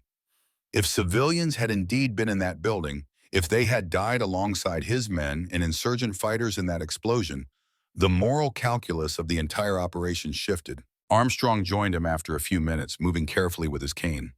"War is never the clean narrative we try to make it afterwards," he said without preamble. "Especially that war, with its blurred lines and shifting alliances. If civilians died in that building," Jim began, "then they died because AQI put them there as shields, then detonated the building themselves," Armstrong finished firmly. "Not because of any decision you or Lieutenant Harrison made." Jim knew Armstrong was right in a technical sense, yet the possibility that his operation had unknowingly resulted in civilian deaths, even indirectly, added a new layer to the burden he had carried for years. "I want to see the drone footage," Jim said suddenly. Armstrong looked confused. "What drone footage?" "Kyle mentioned yesterday that there was UAV footage of the ambush. I never saw it. I want to." Armstrong's expression turned guarded. "I'm not sure that exists anymore. It would have been classified." "Kyle found it. I want to see it." Armstrong studied Jim for a long moment before nodding slowly. "I'll speak with him. If it exists and can be obtained legally, you should have the opportunity to view it." That evening, Jim sat alone in his hotel room, the conversation with Faisal replaying in his mind alongside fragments of memory from that day. The clear categories of friend and enemy, right and wrong, that military training instilled had never fully captured the reality of Iraq, where alliances shifted like desert sands and truth was often the first casualty. His phone buzzed with a text from Kyle. "Drone footage located, classified but accessible through Colonel Armstrong's connections. Available to view tomorrow if you're certain." Jim stared at the message. After all these years, the opportunity to see the ambush from above, to potentially witness what happened in and around that building before it exploded, was both compelling and terrifying. He typed a simple reply. Yes. The next day's filming focused on modern tank warfare, with Jim analyzing scenes from recent films depicting conflicts in the Middle East. Though he maintained professional focus, his mind frequently drifted to the pending revelation of the drone footage and the new perspectives offered by Faisal's account. During a break, Rachel approached him. "You seem distracted today," she observed. "Everything okay?"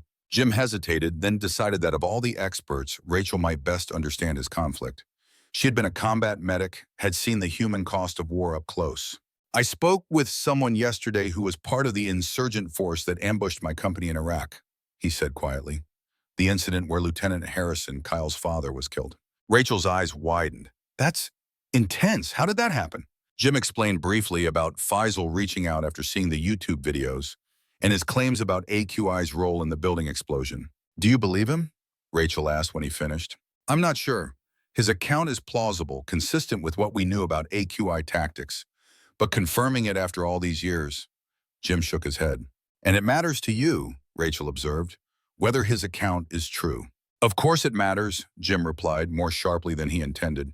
"If civilians died in that building alongside my men, you'd bear no responsibility for that," Rachel said firmly. "From what you've described, there's nothing you could have done differently with the information you had at the time." "That's what Armstrong said." "Because it's true," Rachel insisted. "I treated hundreds of soldiers wounded in Iraq and Afghanistan. I saw how the burden of command weighed on officers like you, the impossible decisions, the second guessing afterwards. At some point, you have to accept that you did the best you could in circumstances you didn't create and couldn't fully control. The simple wisdom in her words resonated with Jim. Rachel had seen war from a different perspective than he had, treating its aftermath rather than creating it, yet her understanding of its psychological toll was profound. There's drone footage, Jim said, of the ambush. I'm viewing it later today. Rachel's expression turned concerned. Are you sure that's a good idea, reopening old wounds? These wounds never close, Jim replied.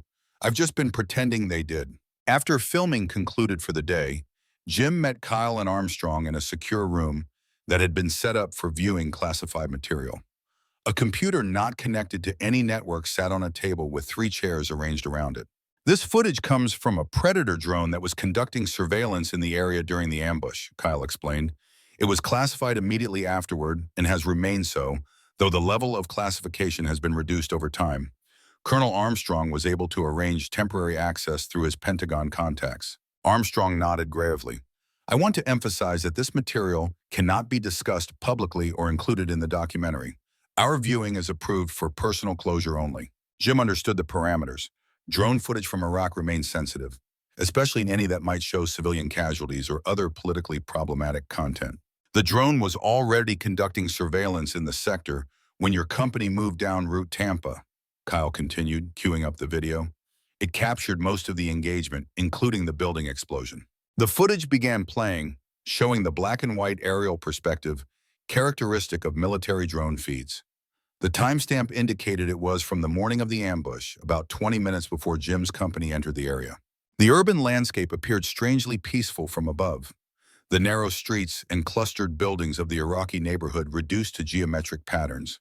Occasional vehicles moved along the roads, and small figures that represented people went about their business, unaware of the eye in the sky tracking their movements. Jim watched intently as the drone's focus shifted to track a convoy entering the area from the south. His company. The vehicles moved in tactical formation along Route Tampa, the distinctive profiles of Abrams tanks, Bradley fighting vehicles, and Humvees clearly visible, even from altitude. That's us, Jim said quietly, the surreal experience of watching his past self from above momentarily disorienting. Third vehicle, lead tank. That was me. The footage continued, showing the convoy's progress until the sudden explosion that disabled the lead Humvee. Even without audio, the chaos that followed was evident in the frantic repositioning of vehicles and the muzzle flashes that indicated the eruption of firefight. The ambush begins here, Armstrong narrated unnecessarily. Multiple firing positions on both sides of the route. Jim's attention was fixed on the tank he had commanded, watching it maneuver to provide covering fire for the disabled Humvee. The tactics were textbook, exactly as he remembered executing them. Yet seeing them from this godlike perspective was profoundly strange.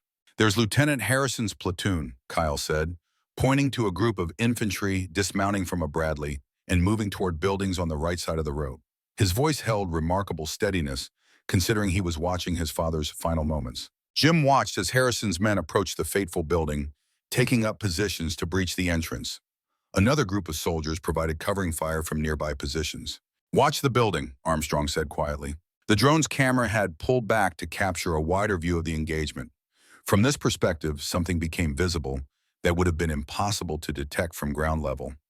Movement on the roof and upper floors of the building Harrison's platoon was about to enter. Those are people on the upper floors, Jim said, leaning closer to the screen. Multiple individuals. Yes, Kyle confirmed, and based on their positioning and movements, some appear to be armed insurgents setting up firing positions.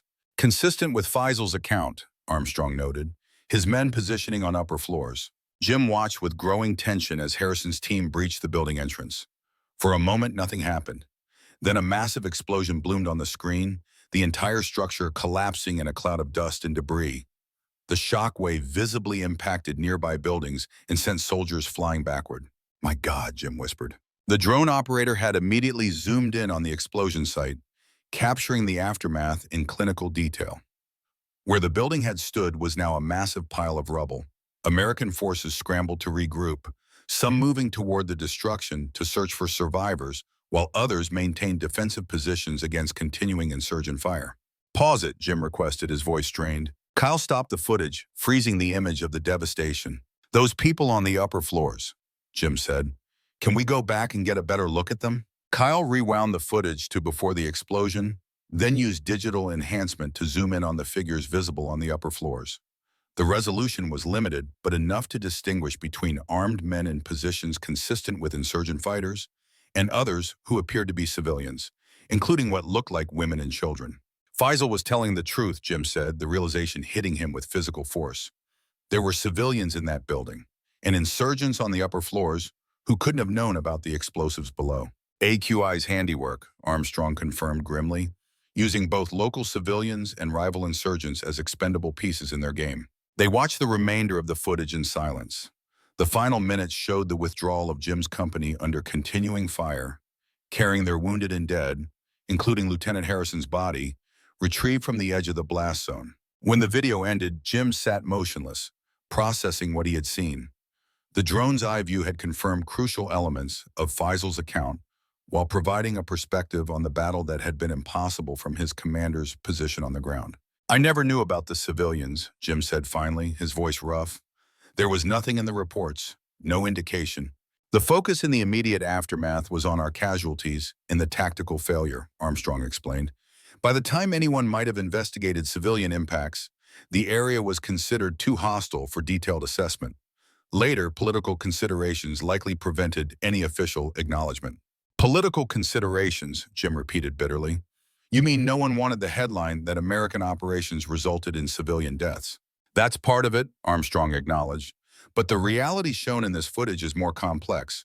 Those civilians died because AQI put them in harm's way and then detonated the building.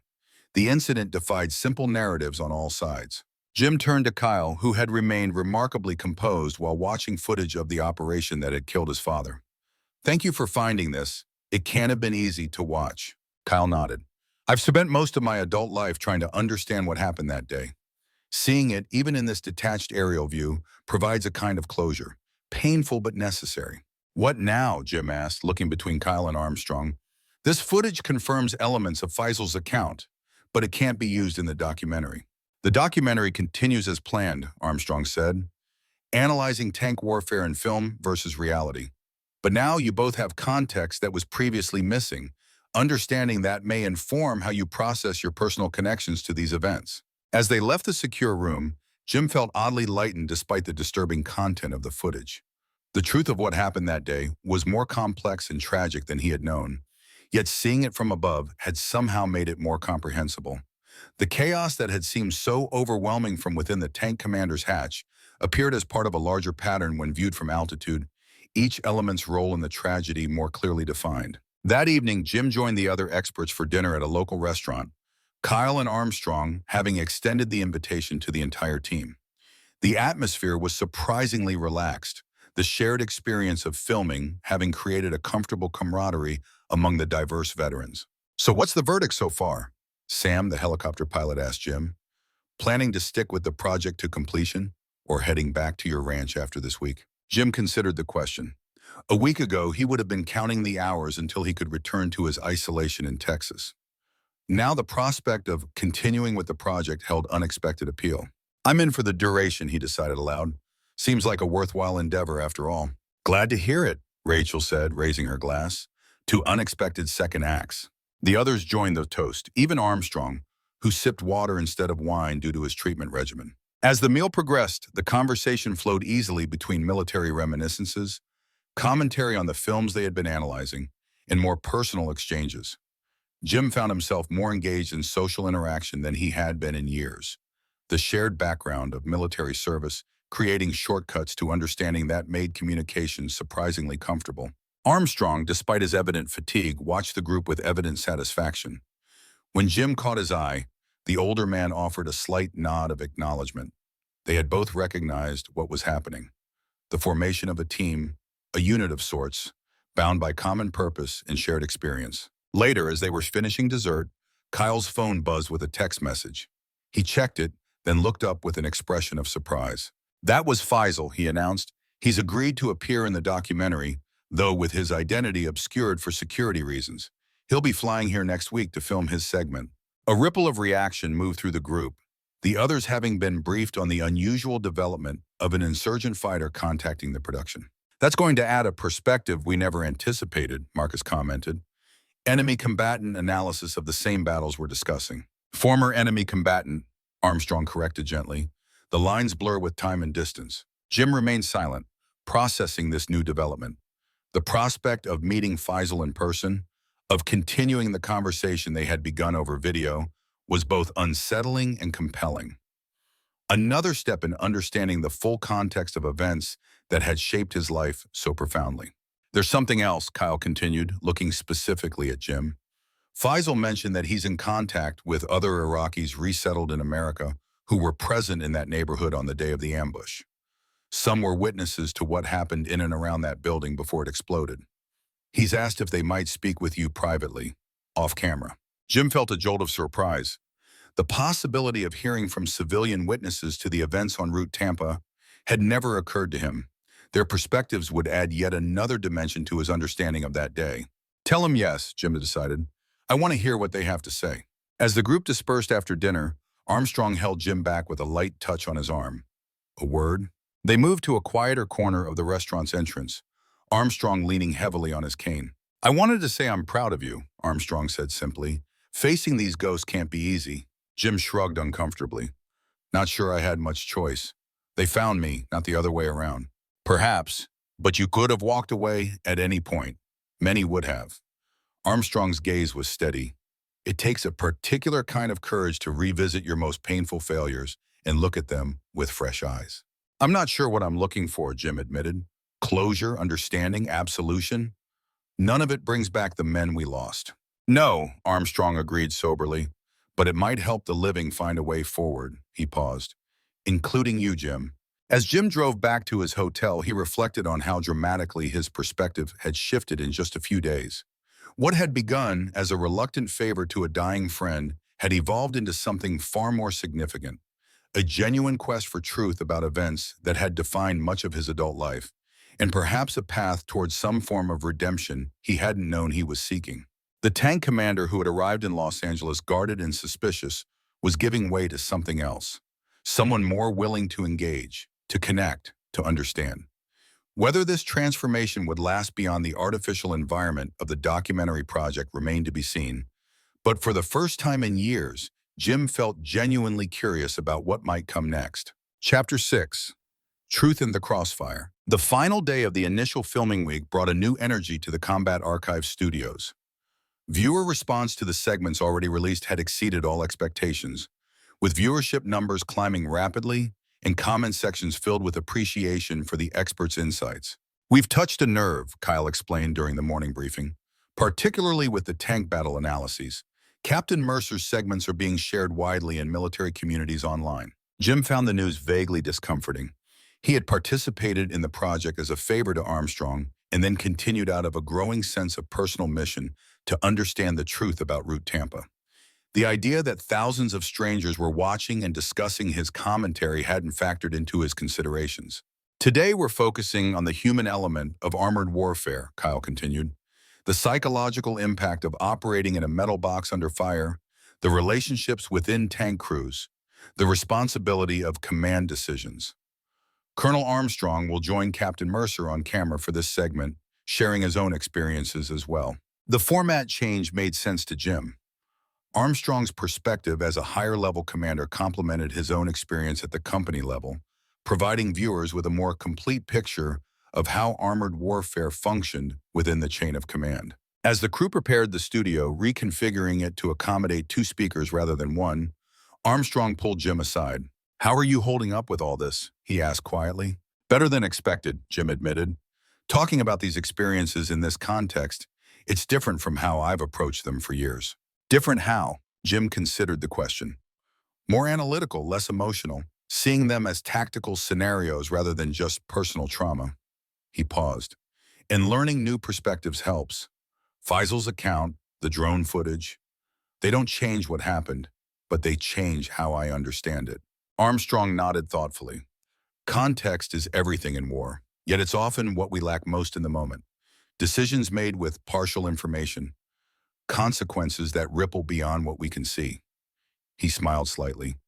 The historian in me appreciates these belated insights, even as the commander in me wishes we'd had them when they might have changed outcomes. The joint session with Armstrong proved remarkably effective. The chemistry between the two former officers was evident. There are different perspectives complementing rather than contradicting each other.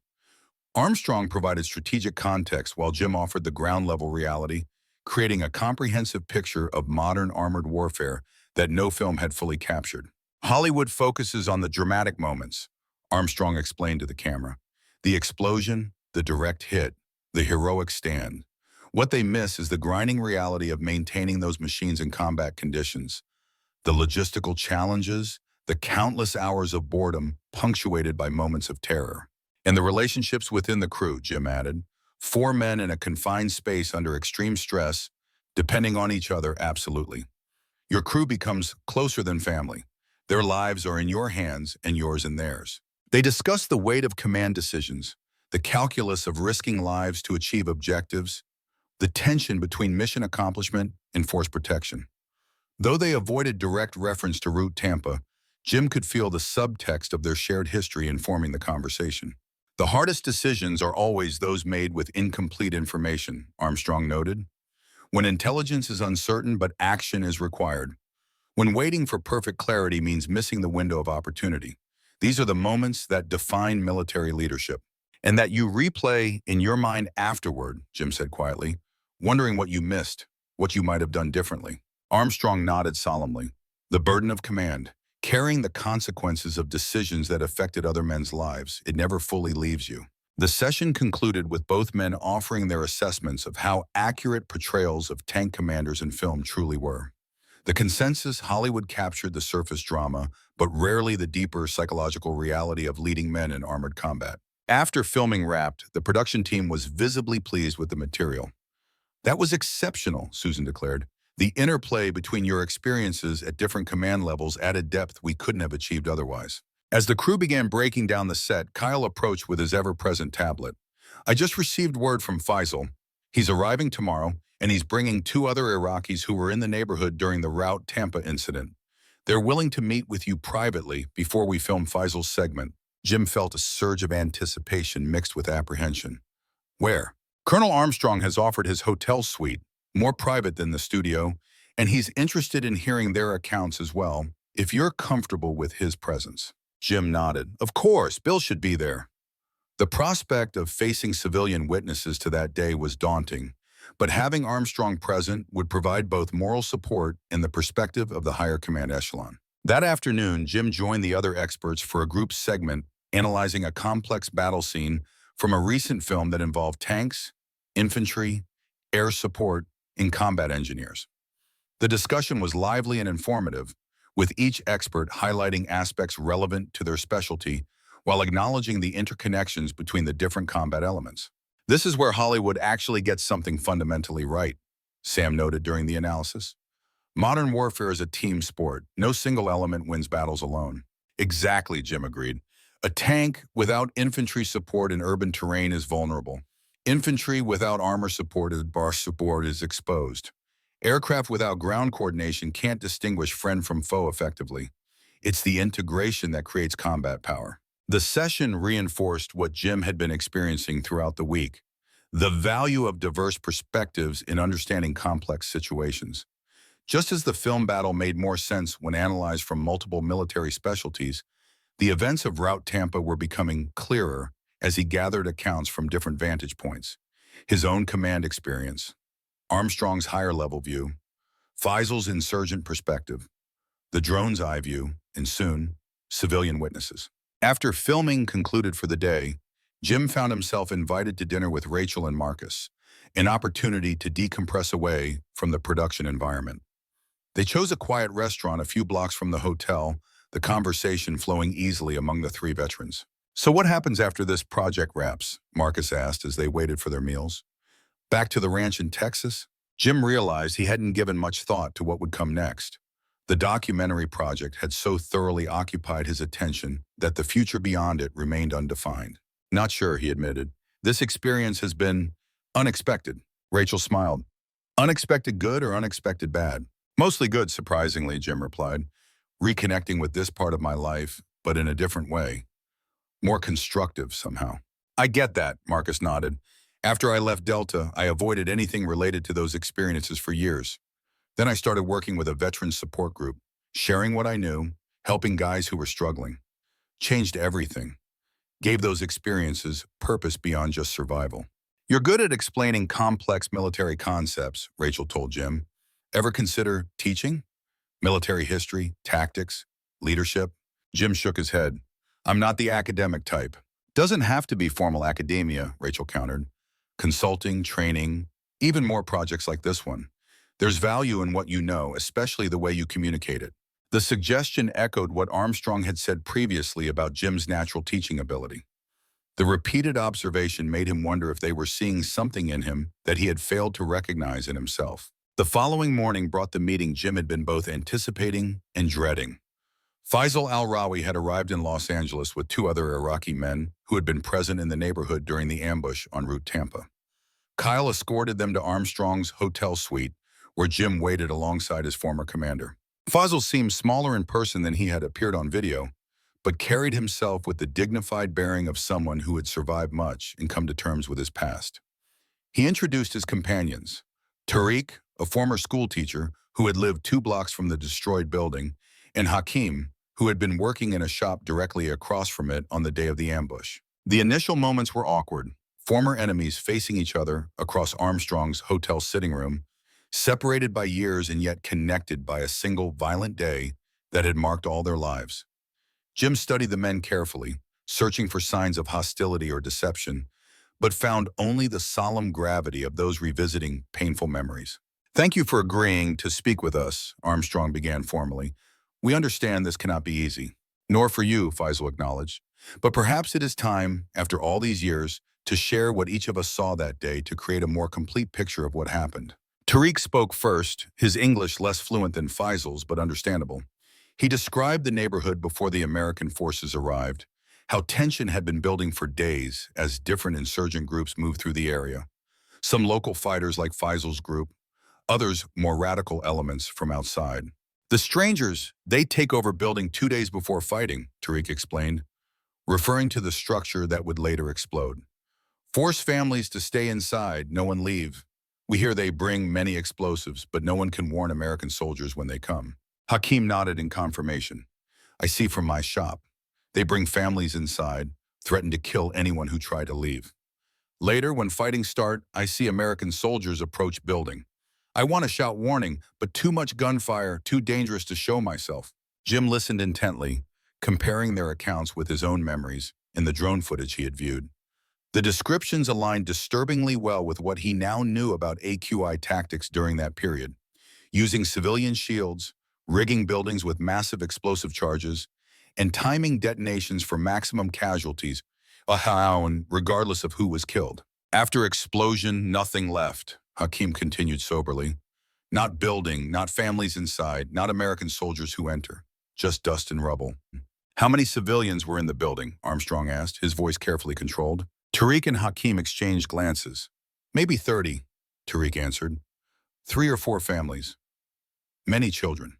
The number hit Jim like a physical blow. He had known from the drone footage that civilians had been present, but hearing the specific estimate made the tragedy more concrete, more human. The official American records do not mention civilian casualties, Jim said, unable to keep an edge from his voice. Why was this never reported? Faisal answered. In the chaos after explosion, who could count? American forces withdrew under fire. Local people searched rubble for survivors, found few. Later, when journalists or officials might have investigated, the narrative was already established. A battle between insurgents and American forces, nothing more. And your group? Armstrong asked. Did you report the civilian deaths? To whom? Faisal replied simply. International organizations had limited access. Iraqi authorities were not trusted, and acknowledging civilian deaths would require explaining why we had not prevented them, why we had fought in a residential area at all. He shook his head. It was easier to blame all deaths on American forces, just as it was easier for Americans to count all dead as enemy fighters. The brutal honesty of the assessment silenced the room momentarily. Jim recognized the truth in it. how both sides had simplified the messy reality of urban combat into narratives that served their purposes, obscuring the complex tragedy that had actually unfolded. "I am sorry for the loss of your men," Faisal said, addressing Jim directly. "Lieutenant Harrison, the others who died that day. They were doing their duty as they understood it, as were we." Jim studied the former insurgent, searching for any hint of insincerity in the unexpected expression of condolence. Finding none, he nodded acknowledgement. "And I regret the civilian deaths, which we neither intended nor knew about at the time." The simple exchange seemed to shift the atmosphere in the room, moving from guarded tension to something approaching mutual respect between former adversaries who had both been caught in circumstances beyond their full control or understanding. The conversation continued for nearly 2 hours, each man sharing his perspective on what had happened that day and in the larger context of the Iraq conflict. No single narrative emerged triumphant. Instead, a more complex mosaic formed from the fragments of their combined recollections. For Jim, the meeting provided something he had not known he needed. Not absolution for decisions made in combat, but a fuller understanding of the context in which those decisions had been made and their consequences beyond what he had been able to see from his commander's position. As the meeting concluded and Kyle prepared to escort the Iraqis back to their hotel, Faisal paused beside Jim. "Tomorrow when we film, I will speak only of tactical matters, comparing insurgent perspectives to Hollywood portrayals, as agreed with your producer. The personal aspects of our conversation today remain between us." "Thank you," Jim replied, genuinely appreciative of the discretion. The private reconciliation they had begun felt too fragile, too personal for public consumption. After the Iraqis departed, Jim remained with Armstrong, both men silent for several minutes as they processed the morning's revelations. "That was unexpected," Armstrong finally said. "Which part?" Jim asked. "All of it. Their willingness to acknowledge their role, the confirmation of AQI's tactics, Faisal's condolences for our losses." Armstrong shook his head slowly. 20 years ago, I couldn't have imagined sitting in a hotel room having a civil conversation with men who had been trying to kill us. "Times change," Jim observed. "People too, apparently." "Indeed." Armstrong studied Jim carefully. "How are you processing all this?" Jim considered the question. "It's strange. Learning about the civilian deaths adds another layer of tragedy to what happened. Yet understanding the fuller context, it doesn't erase the guilt, but it redistributes it somehow. Makes it more bearable by making it more comprehensible." Armstrong nodded. "Context doesn't change facts, but it changes how we interpret them, how we integrate them into our understanding of ourselves." "I spent years avoiding these memories," Jim continued, "building walls around them. Now I'm deliberately taking those walls down, looking at what's behind them." He glanced at Armstrong. "I'm not sure yet if that's healing or just a different kind of pain." "Perhaps both," Armstrong suggested. "The two aren't always separate." That afternoon, Faisal filmed his segment for the documentary, analyzing insurgent tactics in Iraq compared to their Hollywood portrayals. His insights provided yet another dimension to the series, the perspective of those who had fought against American forces, offering counterpoints to the experts' assessments. As promised, Faisal kept the discussion professional and analytical, focused on tactics and equipment rather than personal experiences. Only Jim and Armstrong, sitting behind the cameras, recognized the deeper currents running beneath his measured commentary, the personal connections to events being discussed in theoretical terms. After filming concluded, Kyle gathered the entire team for an announcement. "I have incredible news. The network has been monitoring the response to the segments we've released so far, and they're blown away by the viewer engagement.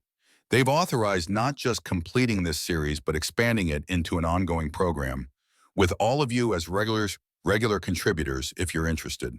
The news was met with surprised enthusiasm from most of the experts. For Jim, it represented an unexpected crossroads. What had begun as a reluctant favor to a dying friend now offered a potential new direction, a purpose beyond the isolation he had maintained for years. "This would mean regular filming sessions here in Los Angeles," Kyle continued, "analyzing new films as they're released, perhaps even consulting with filmmakers who want to get the military details right in upcoming projects."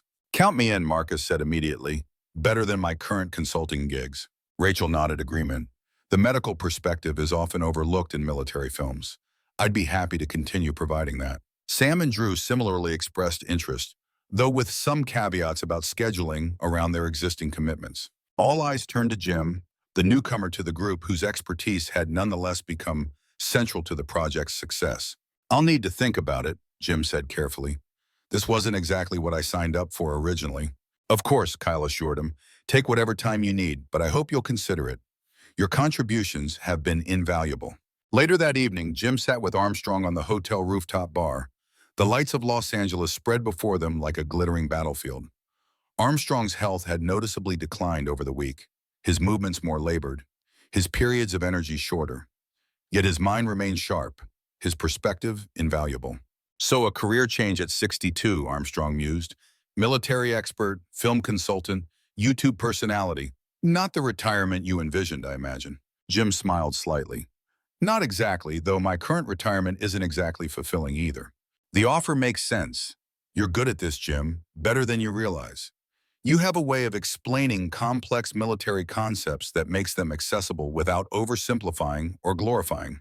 It would mean regularly revisiting experiences I've spent years trying to forget," Jim pointed out.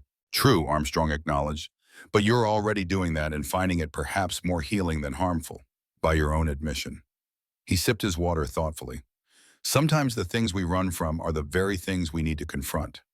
Not to overcome them, necessarily, but to integrate them into who we are now."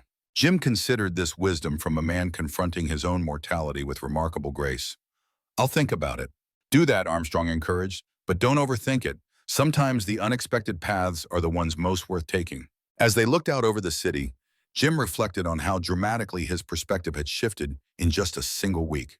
The reluctant favor had become a journey of discovery, not just about the events on Route Tampa, but about his own capacity to face the past without being consumed by it. The tank commander who had arrived in Los Angeles guarded and isolated was considering a future that would require regular engagement with the very experiences he had spent years avoiding.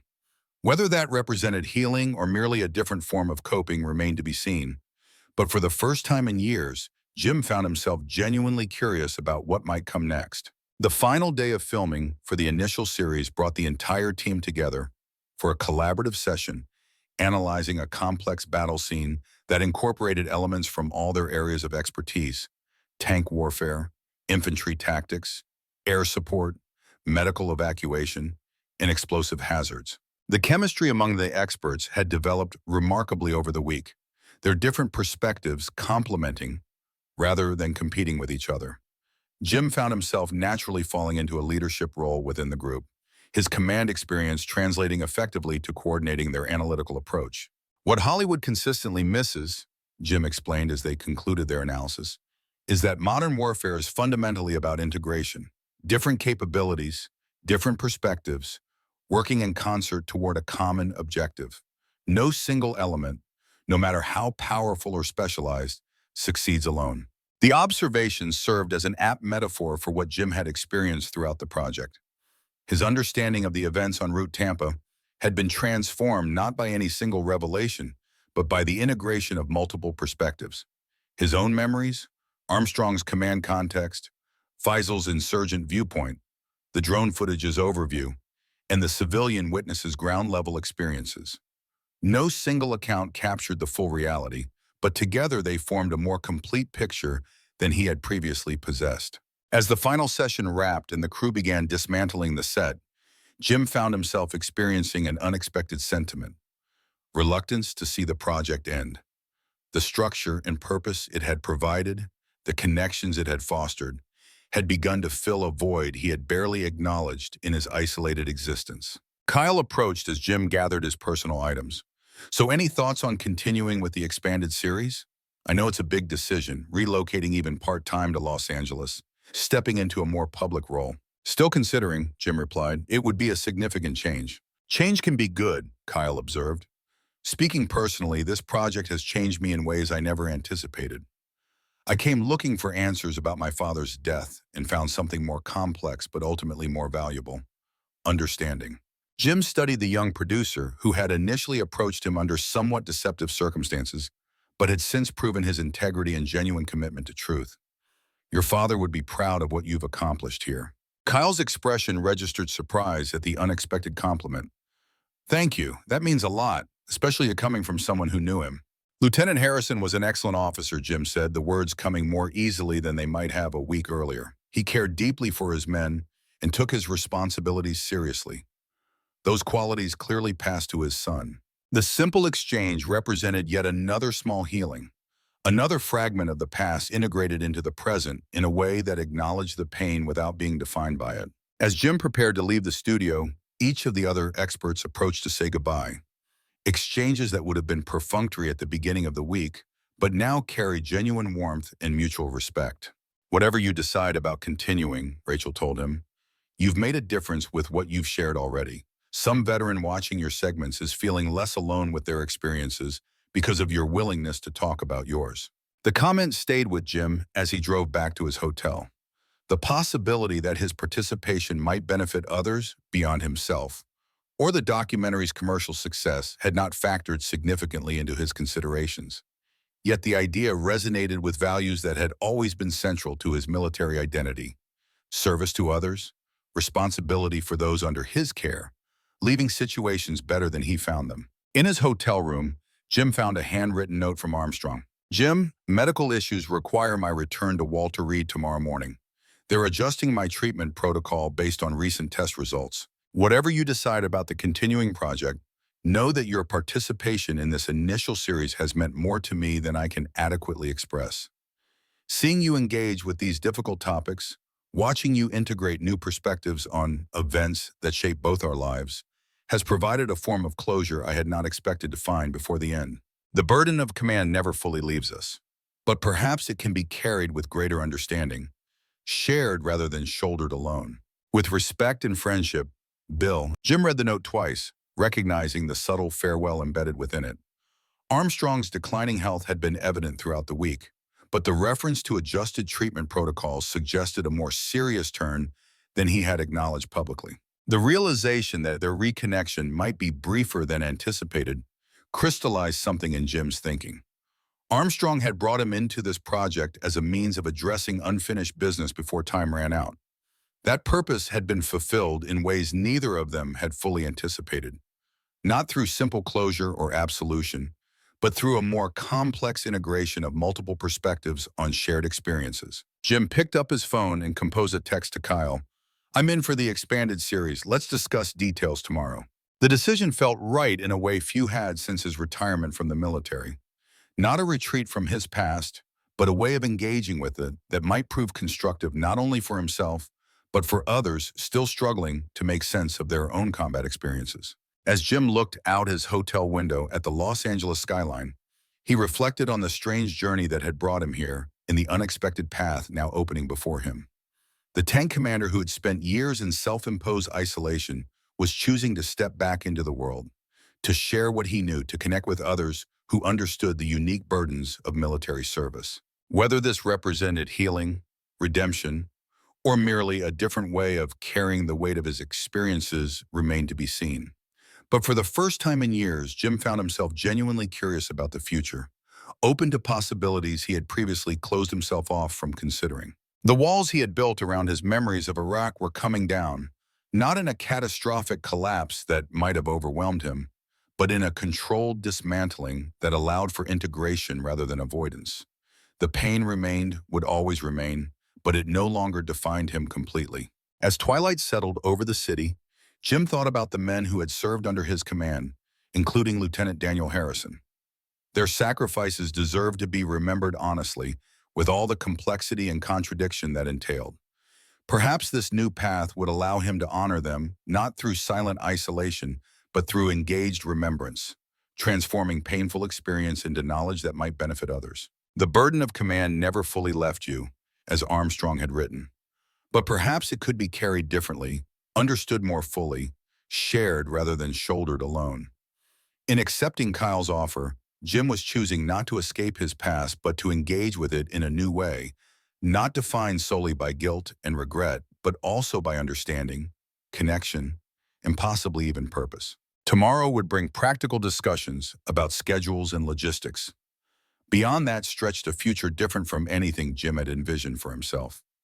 But for tonight, the simple decision to move forward rather than remain static felt like victory enough, a battle won not against external enemies, but against the isolation he had imposed upon himself for too long. 3 weeks had passed since Jim Mercer agreed to continue with the expanded Combat Archives series. The production had established a rhythm, with Jim flying to Los Angeles every other week for intensive filming sessions before returning to his ranch in Texas.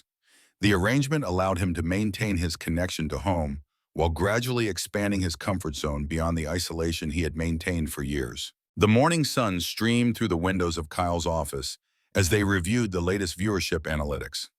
Combat Archives had exploded in popularity, with subscribers increasing exponentially and viewer engagement metrics that made the network executives ecstatic. Your tank battle analyses are consistently our most viewed segments, Kyle explained, showing Jim the colorful graphs on his computer screen. The comment sections are filled with veterans thanking you for explaining concepts they experienced but couldn't articulate to civilians. Jim nodded, still uncomfortable with his unexpected fame, but gratified that his contributions seemed genuinely valuable to other veterans. What's the plan for today's session? Something different, Kyle replied, his expression turning serious. Faisal has been working with those Iraqi witnesses we met, gathering more detailed accounts of what happened before and after the building explosion on Route Tampa. They've provided information that correlates with other sources I've been researching. Jim tensed slightly. Though he had made remarkable progress in addressing his memories of that day, the subject remained sensitive. What kind of information? Evidence suggesting that AQI's presence in that neighborhood wasn't random, Kyle said carefully. That they may have been tipped off about your company's movement along Route Tampa.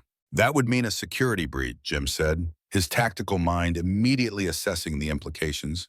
Either at our level or higher up the chain. Exactly, and there's more. Kyle hesitated. Faisal mentioned a private military contractor that was operating in the sector at the same time, outside normal military channels. He didn't have a name but described their vehicles and equipment. Jim's jaw tightened.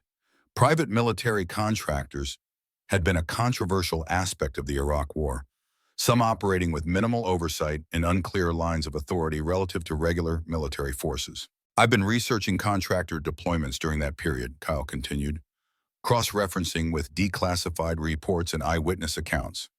One name keeps coming up, Meridian Security Solutions. Never heard of them, Jim said. They were a relatively small outfit, specialized in advanced force operations, according to their government contracts. Mostly former Special Forces personnel. Kyle tapped his tablet, bringing up a document. What's interesting is that they were contracted to test new vehicle armor systems under actual combat conditions. Jim felt a cold sensation spreading through his chest. You're suggesting Meridian knew about the ambush beforehand? That they allowed it to happen to test their armor? I'm not sure yet, Kyle admitted, but the timing is suspicious. Their vehicles were in the sector that day, according to multiple sources, and they received a massive contract expansion 3 months later based on the performance of their armor systems in what they called authentic combat testing. The implications were staggering.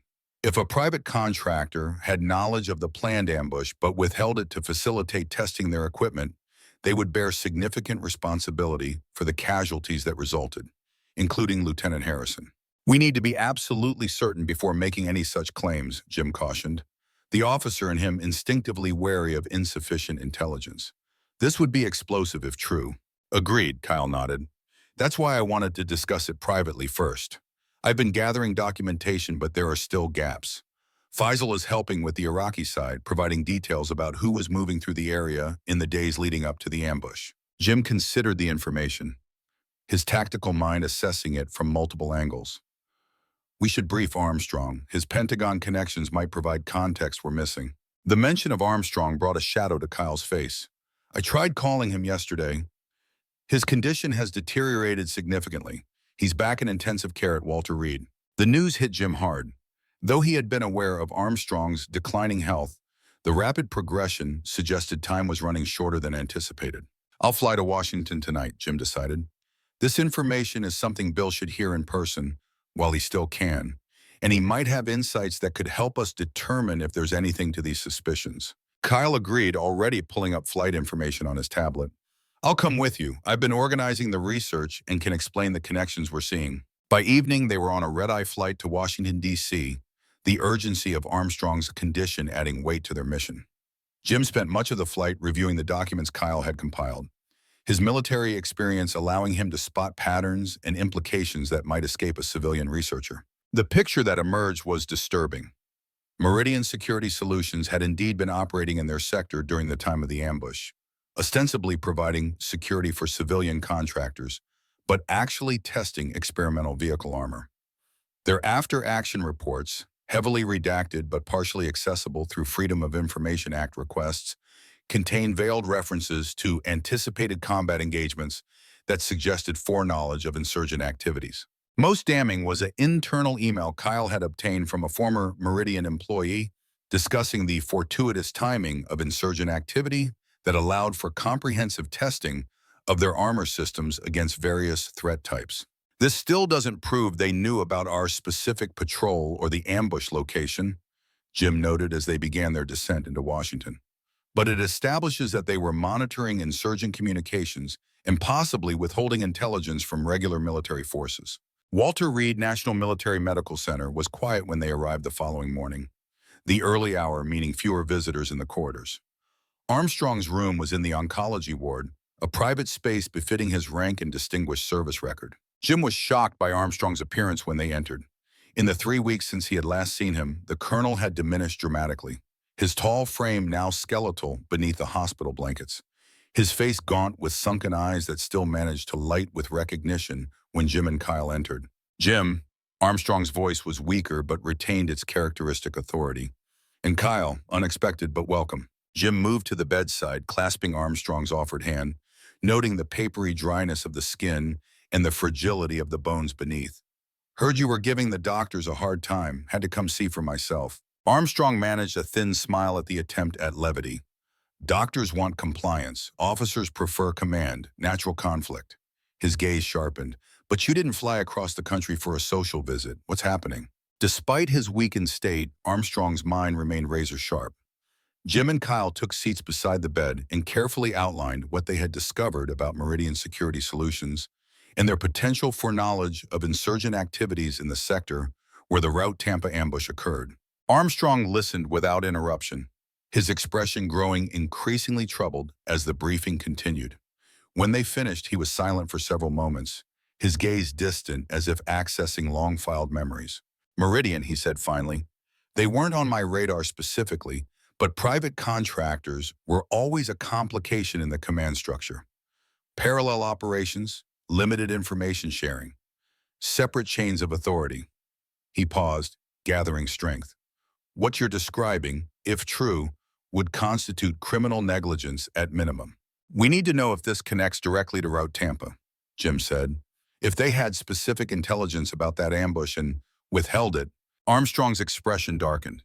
That would mean the deaths of Lieutenant Harrison and the others weren't just the fortune of war, but the result of a corporate decision to prioritize product testing over soldier safety. The blunt assessment hung in the air, the full implications sinking in.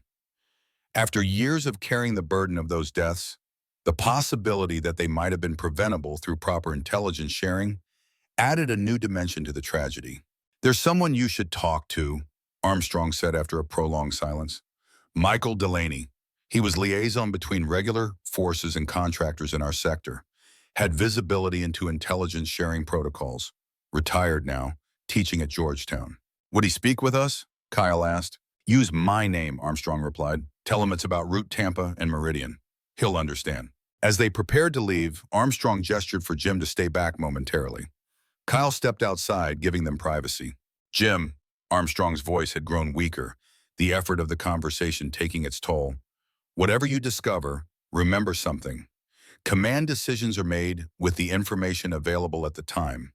If intelligence was withheld, the responsibility lies with those who withheld it, not with those who acted in good faith with what they knew.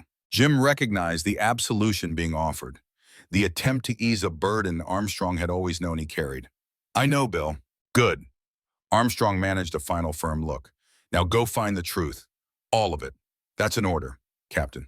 The military formality, so out of place in the hospital room yet so fundamental to their shared history, brought Jim to attention instinctively. Yes, sir. As they left Walter Reed, both men were silent, processing the interaction with Armstrong and the gravity of what they were pursuing.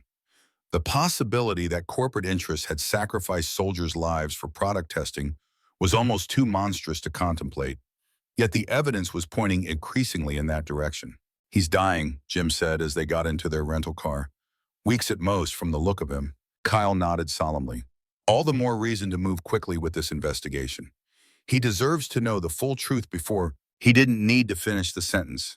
The urgency was clear to both of them. Professor Michael Delaney agreed to meet them that afternoon at a quiet cafe near the Georgetown campus. A trim, precisely groomed man in his late 50s, he had the alert bearing of someone who had spent significant time in intelligence work before transitioning to academia. "William Armstrong," Delaney said after introductions were complete. "How is the old warhorse?" "Failing," Jim answered honestly. "Cancer, not much time left." Delaney's expression sobered. "I'm sorry to hear that. A good officer and a decent man, rare combination in the upper echelons." He studied both men carefully. "He sent you to ask about Route Tampa and Meridian security. Interesting combination of topics." Jim let Kyle lay out what they had discovered so far, the young producer presenting the evidence methodically with the skill of someone accustomed to constructing narratives from fragmented information. Delaney listened without interruption, occasionally noting something in a small notebook he produced from his jacket pocket. "Your research is impressively thorough," Delaney commented when Kyle finished, "particularly for civilians without security clearances." "Is it accurate?" Jim asked directly, unwilling to waste time on pleasantries. Delaney considered the question, visibly weighing his response. "Much of it aligns with what I observed during that period. Meridian was indeed operating in your sector, testing proprietary armor systems under what they termed authentic combat conditions." "Did they have advanced knowledge of insurgent activities?" Jim pressed. "They had their own intelligence-gathering capabilities," Delaney replied carefully.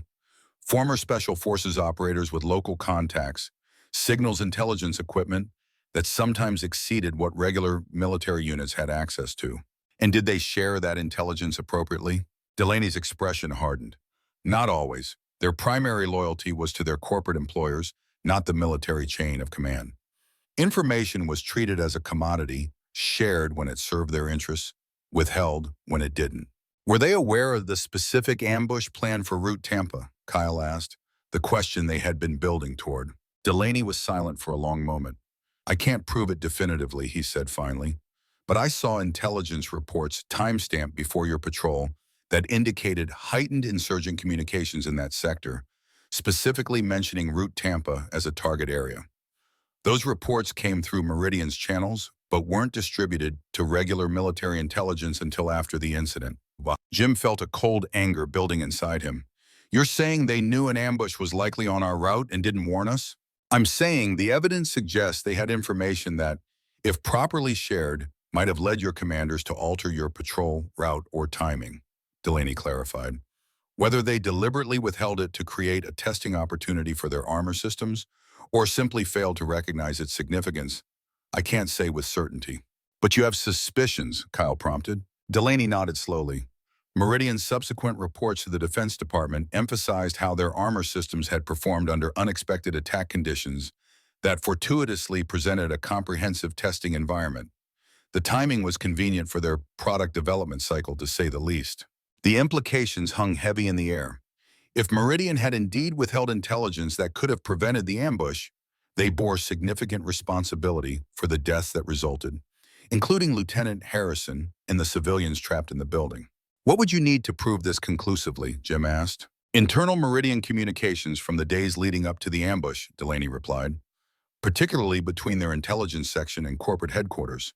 But those would be closely guarded, certainly not publicly accessible." Kyle leaned forward. "What if we told you we might have a source inside Meridian, someone with access to historical records?" Delaney's eyebrows rose. "Then you might be able to establish the connection I always suspected but couldn't prove, and open a very large can of worms in the process." As they left the meeting, Jim processed the implications of what they had learned. The narrative of Route Tampa was shifting yet again, from a straightforward, if tragic, enemy ambush to something potentially more sinister. American lives sacrificed for corporate profit under the guise of wartime necessity. "You mentioned a source inside Meridian," Jim said as they drove back toward their hotel. "That was bluffing, right?" Kyle hesitated. "Not entirely. Remember I mentioned gathering documentation? Some came from a former Meridian employee who's been troubled by what happened for years, but feared legal repercussions from speaking out. After seeing our documentary series and how we handled sensitive material, they reached out. And you're only mentioning this now? I wanted verification from someone like Delaney first, to ensure we weren't being fed disinformation. Kyle glanced at Jim. The source has offered to provide internal communications from the period in question, but wants guarantees about how the information will be used. Jim considered this development. What's your plan? A special episode of Combat Archives, Kyle said, his expression determined. Not analyzing film battles, but documenting a real one with all the context that's been hidden for years. The truth about Route Tampa, Meridian's role, the civilian casualties, all of it. That's not what the network signed up for, Jim pointed out. Actually, they're intrigued by the concept. The success of the series has given us creative latitude. They see the potential for impactful journalism alongside entertainment. Jim was silent for several minutes, thinking through the ramifications. Armstrong should be part of this decision. It affects his legacy as much as anyone's. Agreed, Kyle nodded. We'll consult with him tomorrow before proceeding. But the decision was taken out of their hands. When they arrived at their hotel, Kyle received a call from Armstrong's daughter. The colonel's condition had deteriorated rapidly after their visit, and doctors didn't expect him to regain consciousness. They returned to Walter Reed immediately, finding Armstrong surrounded by family members who had been summoned for final goodbyes. His daughter, Caroline, a poised woman in her 40s, recognized Jim from her father's stories and welcomed them quietly. He spoke of you often, she told Jim, said you were the finest tank commander he ever served with. Jim stood at Armstrong's bedside, looking down at the now unconscious figure who had been so central to his military life and, more recently, to his gradual reconnection with that past. The monitors showed weakening vital signs, the inevitable conclusion approaching. We found pieces of the truth, Bill, Jim said quietly. We'll find the rest, I promise you that. Whether Armstrong could hear was uncertain, but making the commitment aloud felt necessary to Jim, a final pledge between officers who had shared the burden of command and its consequences. They remained at the hospital through the night. Shortly before dawn, William Steele Bill Armstrong passed away peacefully. His battle finally concluded on terms not of his choosing, but with a dignity that had characterized his entire life. As they left Walter Reed in the gray morning light, Jim made his decision. We're doing the special episode, the full truth about Route Tampa, whatever it turns out to be. Kyle nodded, unsurprised. Armstrong would have wanted that. It's not just for him, Jim said. It's for Harrison, for the other men we lost, for the Iraqi civilians who died, and it's for the historical record. War is ugly enough without corporate profiteering making it worse. Over the following days, they worked intensively with Kyle's source inside Meridian, obtaining internal emails, intelligence briefings, and meeting minutes from the period surrounding the Route Tampa ambush. The material painted a damning picture. Meridian had indeed received intelligence about planned insurgent activity along Route Tampa, including the specific date, but had classified it as unactionable in internal communications, while simultaneously positioning their test vehicles in adjacent sectors to observe the effects of combat on their armor systems. Most disturbing was an email from Meridian's CEO to the head of their Iraq operation, stating, the Tampa corridor opportunity presents optimal testing conditions. Maintain observation positions, but standard intelligence sharing protocols are suspended for this operation.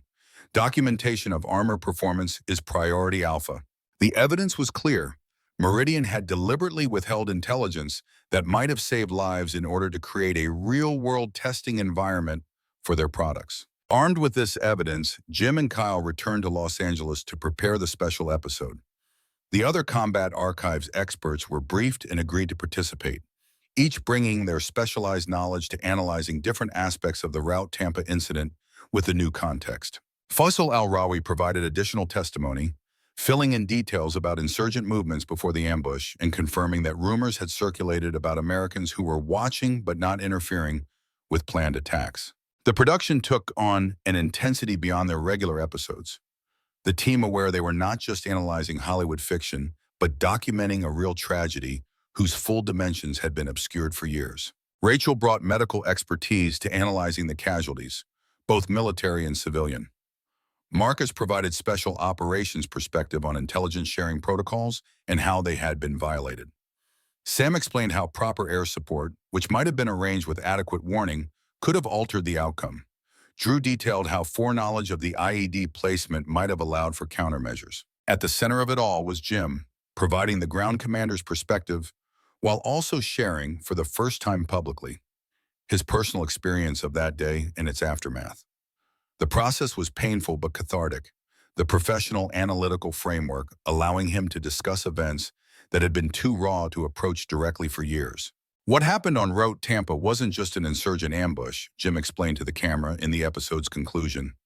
It was a cascading failure of systems that should have protected American soldiers and Iraqi civilians alike. Intelligence that could have saved lives was withheld for corporate gain. The truth was obscured in sanitized reports, and the full human cost, particularly to Iraqi civilians caught in the crossfire, went unacknowledged. The episode, titled The Truth of Route Tampa, Beyond Hollywood, was completed in record time, the team driven by a sense of purpose that transcended their usual production schedule. Kyle arranged for legal review to ensure they were on solid ground with their accusations against Meridian, while also reaching out to the company for comment, which was predictably denied through corporate lawyers. The night before the episode was scheduled to air, Jim sat alone in his hotel room, reviewing the final cut one last time. Seeing the events of Route Tampa reconstructed with all the context that had been missing at the time was a surreal experience, both painful and vindicating. His phone rang just as he finished watching.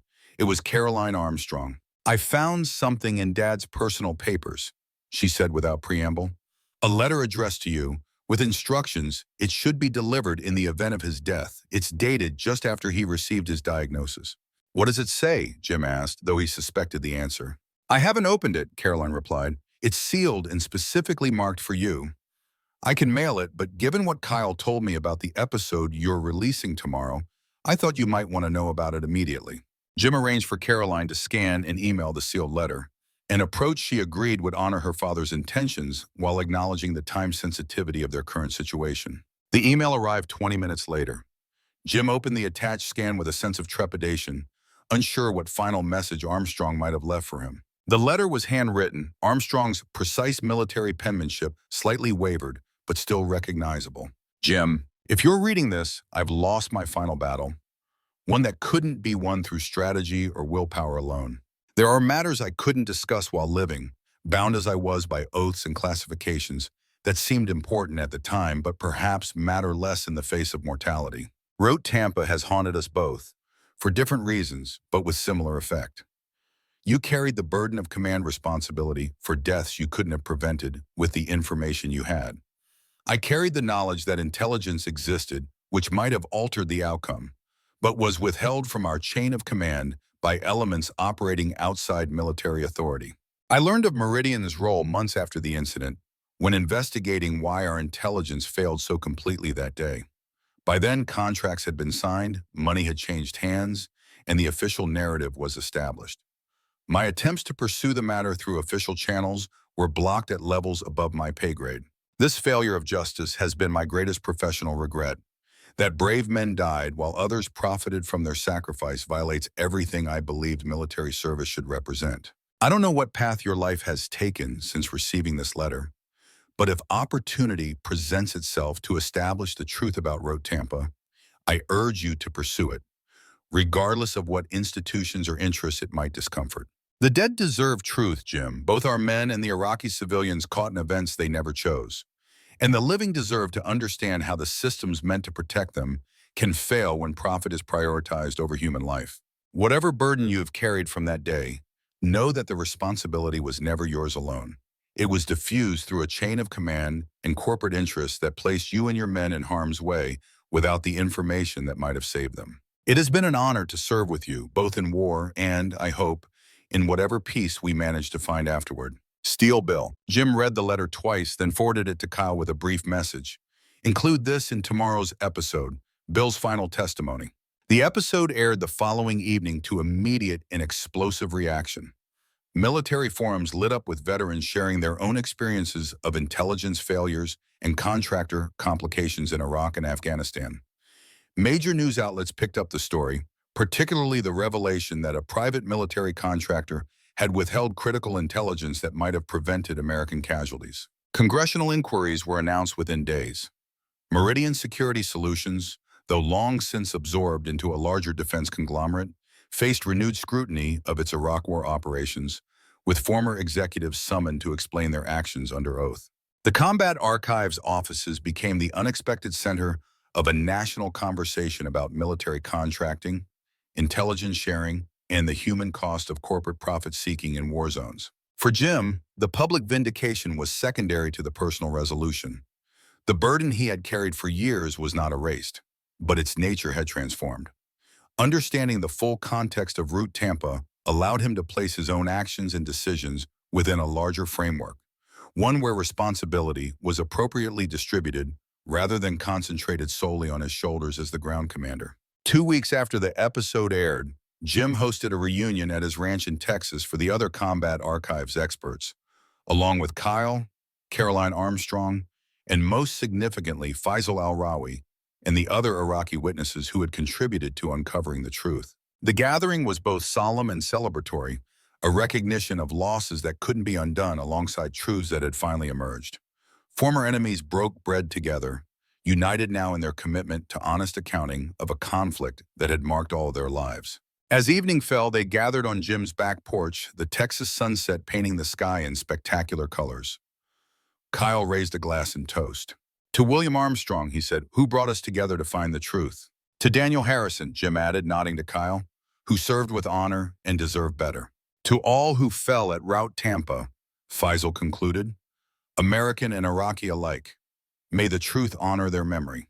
The unlikely assembly drank to the toast, the shared acknowledgement of past conflict and present reconciliation, creating a moment of connection that transcended the divisions of war. Later, as the gathering dispersed into smaller conversations, Kyle approached Jim at the edge of the property, where he stood looking out over the Texas landscape.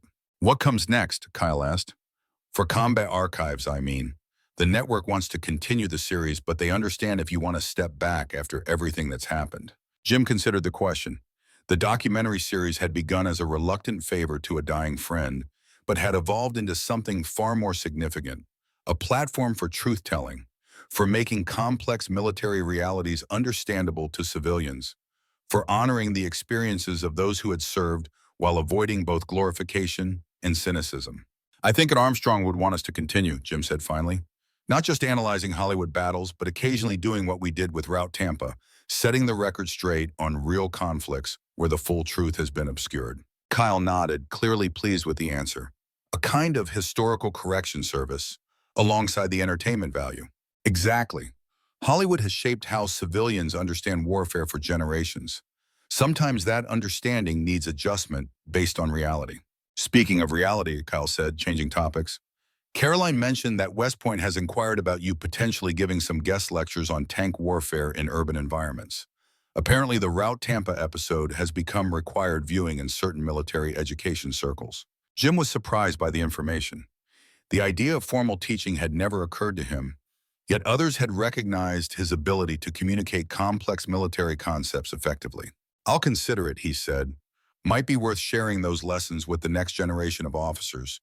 Prevent some of the same mistakes." As Kyle rejoined the others, Jim remained at the edge of his property, watching the Texas stars emerge in the darkening sky.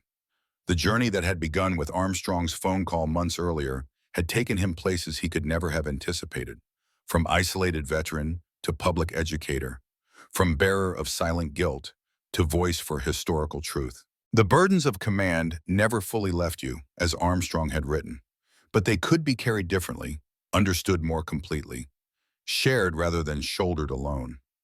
In exposing the full truth of Route Tampa, Jim had found not absolution, but something perhaps more valuable: context, understanding, and connection with others who had experienced the same events from different perspectives. The tank commander, who had spent years in self-imposed isolation, was learning to engage with his past in ways that served others while healing himself.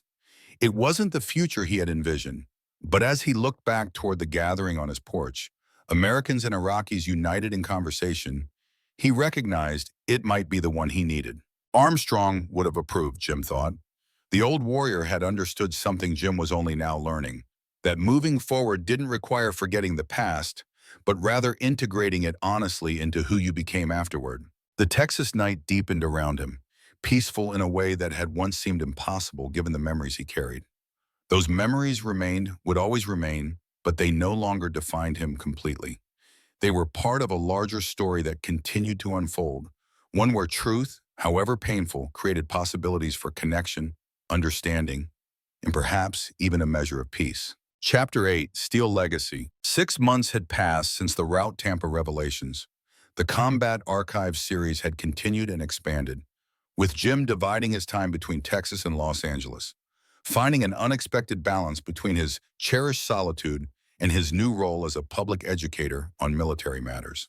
The congressional hearings sparked by their investigation had concluded with formal findings of negligence against Meridian Security Solutions and recommendations for stricter oversight of private military contractors in future conflicts. Several former executives faced potential criminal charges, though the legal process would likely extend for years. More immediately meaningful to Jim was the Pentagon's formal acknowledgement of the civilian casualties at Route Tampa, with a memorial fund established to support affected Iraqi families, many of whom had resettled in the United States as refugees. On a crisp autumn morning, Jim stood at the entrance to Fort Hood, waiting to greet a busload of visitors. The imposing military base had been part of his life for decades, first as an active duty officer and later as a nearby resident. But today's visit held special significance.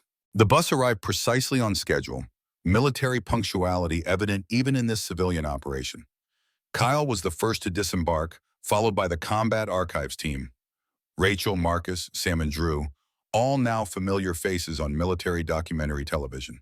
Behind them came a more unusual group, Faisal al-Rawi and several other Iraqi refugees, including Tariq and Hakim, who had provided crucial testimony about the civilian impact of the Route Tampa incident. With them were family members, including children and teenagers born in Iraq but raised primarily in America. "Welcome to Fort Hood," Jim greeted them. "Everything's arranged for the ceremony." Today marked the dedication of a special exhibit at the Fort Hood Museum, documenting the Iraq War through multiple perspectives, including both American and Iraqi civilian experiences. The Route Tampa investigation had catalyzed a broader effort to create more comprehensive historical accounts of recent conflicts, acknowledging complexities often absent from official narratives. As the group moved through security checkpoints, Jim noted how comfortable Faisal and the other Iraqis had become with the Americans who had once been their enemies. Shared purpose had created unlikely bonds, testament to the human capacity for reconciliation when truth was honored above simplistic narratives. The museum ceremony was attended by current military leadership, veterans of the Iraq campaign, and families of those who had served, including Caroline Armstrong, who had become a friend and supporter of their ongoing work. The exhibit itself was groundbreaking in its approach, presenting multiple perspectives on the same events, acknowledging both heroism and tragedy, both military necessity and civilian cost. Central to the installation was a section on Route Tampa, including photographs of Lieutenant Daniel Harrison and the other American soldiers lost that day, alongside remembrances of Iraqi civilians killed in the building explosion. After the formal dedication, Jim found himself standing before the Route Tampa display with Kyle. "My father would have appreciated this," Kyle said, studying the photograph of Lieutenant Daniel Harrison in his dress uniform. "Not the glory or recognition, but the honesty, the acknowledgement of complexity." "He was a good officer," Jim replied, the words coming easily now after months of working alongside Daniel's son. "He deserved to be remembered truthfully, both for his service and for the systemic failures that put him in harm's way." The Route Tampa investigation had transformed their relationship from one of tension and suspicion to mutual respect and even friendship. Kyle's search for answers about his father's death had evolved into a commitment to honest historical documentation that transcended personal grievance. Later that day, after the museum ceremony concluded, Jim led the group to a more private location on base, the Armor Training Grounds, where a collection of tanks from various eras was maintained for educational purposes. Among them stood an M1 Abrams, the same model Jim had commanded in Iraq. "This is what I promised to show you," Jim told the group, particularly addressing the Iraqi teenagers who had expressed interest in understanding the machines their parents had once feared. "This was my office for many years." With permission from Base Command, Jim led them on a detailed tour of the tank, explaining its systems, capabilities, and limitations. The former tank commander found himself naturally shifting into teaching mode, breaking down complex technical details into understandable components without oversimplification. The Iraqi youth were particularly fascinated, examining the vehicle that had once represented terror from a new perspective of mechanical and tactical interest. Several had expressed interest in military or engineering careers in their adopted country, the children of war finding potential futures in the technical disciplines that had once been turned against their homeland. Would it be possible, one young man began hesitantly, to sit in the commander's position just to see what it was like? Jim considered the request, then nodded. Let me check with the sergeant in charge, but I think we can arrange that. Watching these children of former enemies climb carefully into the tank that had once been his battle station created a surreal full-circle moment for Jim. The machines of war, stripped of their immediate deadly purpose, became objects of education and understanding, bridges between cultures rather than dividers. As the tour concluded and the group prepared to leave the base, Faisal approached Jim privately. My son has applied to the engineering program at Texas A&M, he said. He wants to design vehicles, though not necessarily military ones. Jim nodded. It's a good program, challenging but well-respected. He asked if you might advise him occasionally, Faisal continued. He has developed what I believe you Americans call a tank nerd interest since meeting you. The request caught Jim by surprise, though perhaps it shouldn't have. Over the months of working together on the Route Tampa investigation and subsequent documentary projects, barriers had fallen between former adversaries, replaced by the recognition of shared humanity and purpose. I'd be honored, Jim replied sincerely, though I know more about operating tanks than designing them. But you understand their purpose, their real function in the field, Faisal said. That perspective would be valuable to him, whether he ultimately designs military or civilian vehicles. The conversation crystallized something Jim had been experiencing throughout the Combat Archives project and its unexpected offshoots. His knowledge, painfully acquired through years of military service and combat experience, had value beyond the battlefield. Properly contextualized and communicated, it could serve educational purposes for the next generation, including the children of those who had once been on opposing sides of conflict. That evening, the entire group gathered at Jim's ranch for a barbecue, the kind of casual American gathering that would have been unimaginable in Iraq, but now represented the new reality they all inhabited. American veterans and Iraqi refugees sharing meals and conversation, their children playing together, the divisions of war gradually healing through honest acknowledgement rather than strategic forgetting. As Jim prepared food on the grill, Kyle joined him, tablet in hand as usual. We just got confirmation for the next phase of Combat Archives, he announced. The network has approved the expanded format, including the historical correction episodes alongside the film analysis segments. Good, Jim nodded. There are plenty of other incidents that could use the Route Tampa treatment, events where the official narrative missed crucial context or complexity. Also, Kyle continued, West Point has formally invited you to present a lecture series on armored warfare in urban environments. 6 sessions over the spring semester. Jim paused in his grilling, genuinely surprised by the development. They're serious? Very, Kyle affirmed. The Route Tampa episode has become a case study in several military education programs. They want the commander's perspective directly from the source. The invitation represented another unexpected evolution in Jim's post-military life. From isolated veteran to media analyst to potential military educator, each step building on the previous in ways he could never have anticipated when Armstrong first contacted him about the documentary project. I'll need to prepare it properly, Jim said, already mentally outlining what such lectures might cover. Academic audiences expect structured content. You'll do fine, Kyle assured him. You've been teaching effectively through Combat Archives for months. This is just a different venue. As the evening progressed and conversations flowed across Jim's back porch, he found himself observing the unlikely gathering with a sense of wonder. Rachel deep in discussion with an Iraqi mother about healthcare challenges. Marcus teaching Iraqi teenagers American football basics in the yard. Sam showing Kyle's young son model helicopters. Drew explaining demolitions concepts to fascinated engineering students using diagrams on napkins. Caroline Armstrong approached, offering Jim a fresh drink. Dad would have loved this, she commented, surveying the scene.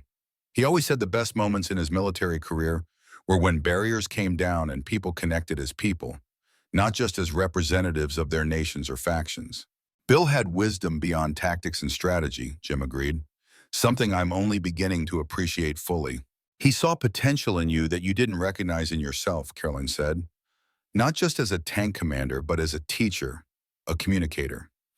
He told me once, for his diagnosis, that your tendency to isolate yourself was a loss not just for you, but for all those who could benefit from your experience and perspective. The observation struck Jim as remarkably accurate. Armstrong had indeed recognized something in him that Jim himself had denied or overlooked: the capacity to transform painful experience into valuable knowledge, to serve others through honest communication about military realities often obscured by both glorification and cynicism. As darkness fell and the gathering continued under strings of lights Jim had installed for the occasion, he found himself standing slightly apart, taking in the scene with a perspective shaped by all that had transpired since Armstrong's initial phone call more than a year earlier. The tank commander, who had isolated himself with his guilt and traumatic memories, had found an unexpected second act, not by escaping his past, but by engaging with it in ways that served others while gradually healing himself. The burden he had carried for years remained, but its weight had been redistributed, made bearable through shared understanding and purpose. Kyle joined him at the property's edge, both men silently appreciating the gathering of former enemies and allies, all connected now through their commitment to honest accounting of shared history. "What do you think Armstrong would make of all this?" Kyle asked after a comfortable silence. Jim considered the question. "He'd probably say something about how the truth, however painful, creates possibilities that deception never can. How honest accounting of the past is the only solid foundation for whatever comes next." Kyle nodded. "Sounds like him, though maybe with more military metaphors thrown in." They shared a smile at that, both having come to know Armstrong well enough in his final months to appreciate his tendency toward martial language, even in civilian contexts. "You know," Kyle said after another moment, "when I first reached out to you about combat archives, I had an agenda beyond the stated purpose, finding answers about my father's death, possibly even assigning blame." "I know," Jim acknowledged. "I recognized it fairly quickly. What I never anticipated was how the process would transform the questions themselves," Kyle continued. "From who's to blame to what actually happened, from personal grievance to historical understanding. That's the difference between seeking vengeance and seeking truth," Jim observed. "The first narrows perspective, the second expands it."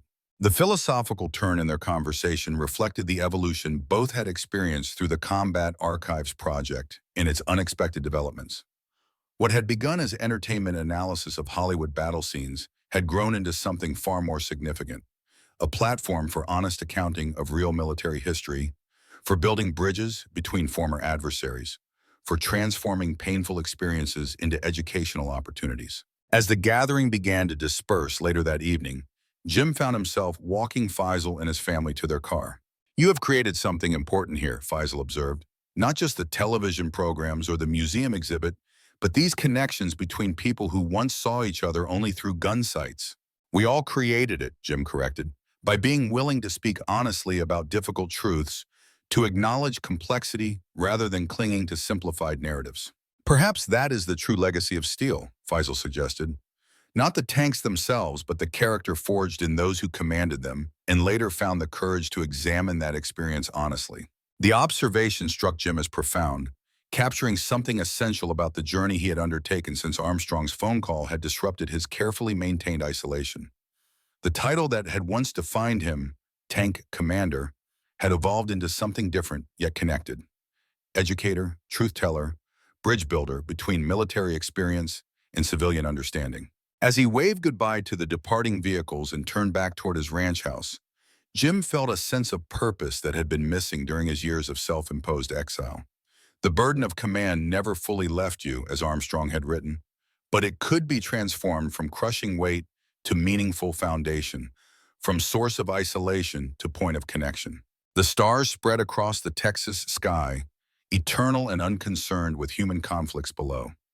Jim stood for a moment contemplating them, grateful for the unexpected path that had led him from isolation to engagement, from silence to voice, from bearing his burdens alone to sharing them in ways that created meaning for others. The tank commander had found his second mission, not on battlefields but in classrooms, television studios, in gatherings like tonight's, where former enemies became colleagues in the pursuit of truth and understanding.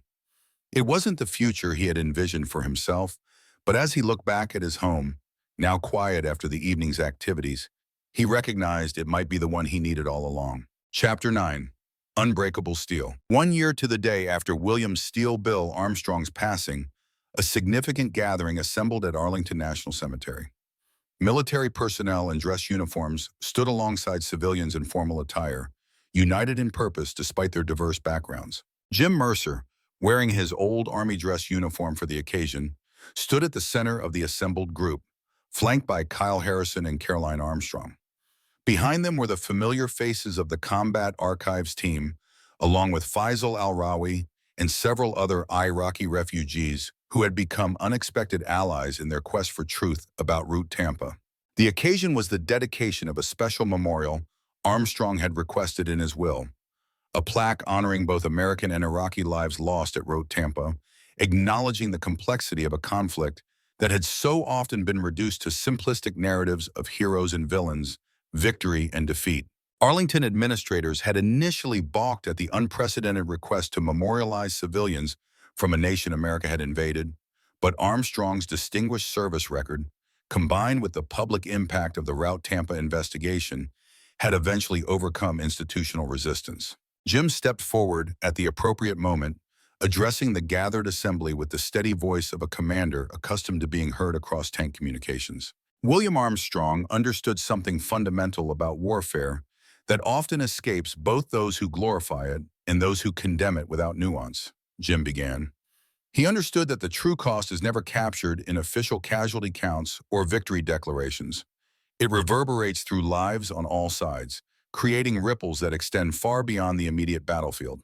As he spoke, Jim surveyed the assembled faces, military officers nodding in solemn agreement, veterans of Iraq recognizing truths rarely acknowledged in public forums, Iraqi refugees hearing their experiences validated in a place of American military honor. Young people from both nations, including Kyle and children of Iraqi families, absorbing a more complex understanding of a conflict that had shaped their lives from different angles. The plaque we dedicate today does something rare in military memorials, Jim continued. It acknowledges complexity rather than imposing simplification. It honors all lives lost in a single incident of a complex war, regardless of nationality or circumstance. In doing so, it represents not weakness or moral equivalence, but the highest form of honesty about warfare's true nature and cost. Carolyn Armstrong unveiled the simple bronze plaque, which listed the names of American service members killed at Route Tampa alongside an acknowledgement of the Iraqi civilians who had died, their individual names lost to the chaos of conflict, but their humanity recognized nevertheless. The ceremony concluded with military honors for Armstrong, the traditional rifle salute and presentation of the flag to Caroline, providing a bridge between conventional military ceremony and the more innovative memorial they had gathered to dedicate. As the formal proceedings ended and the gathering began to disperse, Jim found himself approached by a military officer he didn't immediately recognize, a brigadier general with the insignia of the Army Education Command. "Captain Mercer," the general greeted him with a firm handshake. "General Phillips, I've been following your work with considerable interest." "Thank you, sir," Jim replied, instinctively responding to the senior rank despite his years in civilian life. "Your lecture series at West Point made quite an impression," Phillips continued. "The cadets are still discussing your perspectives on urban armor operations months later." Jim had indeed delivered the promised lectures at the military academy, finding unexpected satisfaction in sharing his knowledge with future officers. The experience had been challenging but rewarding, forcing him to organize and articulate his hard-won experience in ways that could benefit those who would face similar challenges in future conflicts. "I appreciate that, sir." They were an engaged audience. More than engaged, Phillips corrected, transformed in their thinking about combined arms operations in complex urban environments, which is why I wanted to discuss a more formal arrangement with you. Jim raised an eyebrow questioningly. "The Army is establishing a new center for urban warfare studies," Phillips explained, drawing lessons from Iraq and Afghanistan to prepare for future conflicts that will inevitably center on populated areas. "We need instructors who've actually commanded under those conditions, not just studied them theoretically." The conversation continued as they walked slowly among Arlington's ordered rows of white markers, the general outlining a position that would combine teaching at multiple service academies with research and curriculum development specifically focused on armored operations in urban environments. "It wouldn't require a return to active duty," Phillips clarified. A civilian instructor position with the rank equivalency of your final commission. Split time between West Point, Fort Hood, and the Pentagon, with considerable flexibility for your continuing media work. Jim listened carefully, recognizing the opportunity as yet another unexpected turn in the journey that had begun with Armstrong's phone call 2 years earlier. From isolated veteran to documentary expert to potential military educator, each step building organically on what had come before. "I'll need to consider it," Jim said finally. "Consult with some colleagues." "Of course," Phillips nodded. "The position won't be formally established until next quarter. Take your time." He handed Jim a business card. "Call when you've decided." As the general departed, Kyle approached, having observed the conversation from a respectful distance. "Important person?" he inquired. Jim explained the unexpected job offer, still processing its implications himself. "Sounds perfect for you," Kyle observed, "formalizing what you've already been doing through combat archives and the guest lectures." "It would mean more time away from the ranch," Jim noted. "More public engagement than I'm used to." Kyle smiled slightly. "The ranch will still be there when you need solitude, and public engagement seems to be working out better for you than isolation did." The observation was perceptive and accurate. Jim's gradual re-entry into public life through the Combat Archives project had indeed proven more healing than the isolation he had maintained for years after leaving the military. Engaging with his experiences rather than attempting to seal them away had allowed for integration rather than suppression, connection rather than withdrawal. The gathering reconvened that evening at a private reception hosted by Caroline Armstrong at her Washington home. The atmosphere was less formal than the cemetery dedication, allowing for conversation and connection among the diverse attendees. Jim found himself moving between various groups: military colleagues from his active duty days, the Combat Archives team who had become like a unit to him, Iraqi refugees whose perspectives had transformed his understanding of events he had experienced firsthand, and young people from both nations who had been shaped by a conflict they were too young to remember clearly. Faisal al-Rawi approached as Jim took a moment of relative quiet on Caroline's back porch. "A meaningful ceremony today," Faisal observed. "Rare to see such acknowledgement of complexity in military memorials." "Armstrong understood that oversimplification serves no one in the long run," Jim replied. "Not those who fight wars, not those caught in them, not those who must study them afterward to prevent repetition of mistakes." His vision extended beyond conventional military wisdom, Faisal agreed. "As does yours, I think." They stood in companionable silence for a moment, former adversaries now connected through shared commitment to historical truth and reconciliation. It was a development neither could have imagined during the Iraq conflict, yet here they stood, their children inside sharing meals and conversation as if the barriers of war had never existed. "My son has received his acceptance to the engineering program," Faisal mentioned. "He still hopes you might advise him occasionally." "I'd be happy to," Jim confirmed, "though I may have less free time than anticipated." He explained the teaching position he was considering. "You should accept," Faisal said without hesitation. "The military needs instructors who understand not just tactics but consequences, who can speak honestly about complexity rather than relying on simplified doctrine." The endorsement from a former enemy, now a respected colleague, carried unexpected weight. If Jim's perspectives and experiences could bridge gaps between former adversaries, perhaps they could also help prepare future officers for the complex realities they would face beyond training scenarios. Later that evening, as the gathering began to disperse, Kyle caught Jim alone for a moment. "I have news about Combat Archives," he said. "The network has approved our proposal for the international expansion. We'll be filming segments in Iraq next quarter, examining sites of significant battles from multiple perspectives, including local civilians, Iraqi military, and coalition forces." The project represented another evolution of their work, moving beyond analysis of Hollywood depictions to direct historical documentation of real conflicts from multiple viewpoints. It aligned perfectly with the educational mission that had gradually become central to their efforts. "That timing might work well with the teaching position," Jim noted. "If I accept, the schedule would allow for periodic filming breaks." "So you're considering it seriously?" Jim nodded. "More than considering. I think Armstrong would approve of the opportunity to shape how future officers understand urban armor operations, to prevent some of the mistakes and intelligence failures we experienced." "Dad would approve too," Kyle said quietly. having his death contribute to better preparation of future officers, preventing similar losses. That gives meaning to what happened. The simple observation captured something essential about the journey both men had undertaken since first meeting under tense circumstances 2 years earlier. What had begun as Kyle's quest to understand his father's death and Jim's reluctant confrontation with painful memories had evolved into something neither could have anticipated, a partnership in historical truth-telling that served both personal healing and broader educational purposes. The following morning, before departing Washington, Jim visited Arlington one final time, standing alone before Armstrong's grave and the newly installed Route Tampa memorial plaque. "You knew what you were doing and all along, didn't you, Bill?" Jim addressed his former commander quietly, pulling me out of isolation, connecting me with Kyle, setting in motion everything that followed. The tactical brilliance Armstrong had displayed in military operations had extended to his final campaign, the orchestration of connections and revelations that had transformed not just Jim's understanding of Route Tampa, but his entire approach to his military experiences and their integration into his civilian identity. "Mission accomplished, sir," Jim concluded with a small smile, though not quite as either of us might have expected. Returning to Texas the next day, Jim found his ranch both familiar and somehow different, as if his changing perspective had altered the physical space itself.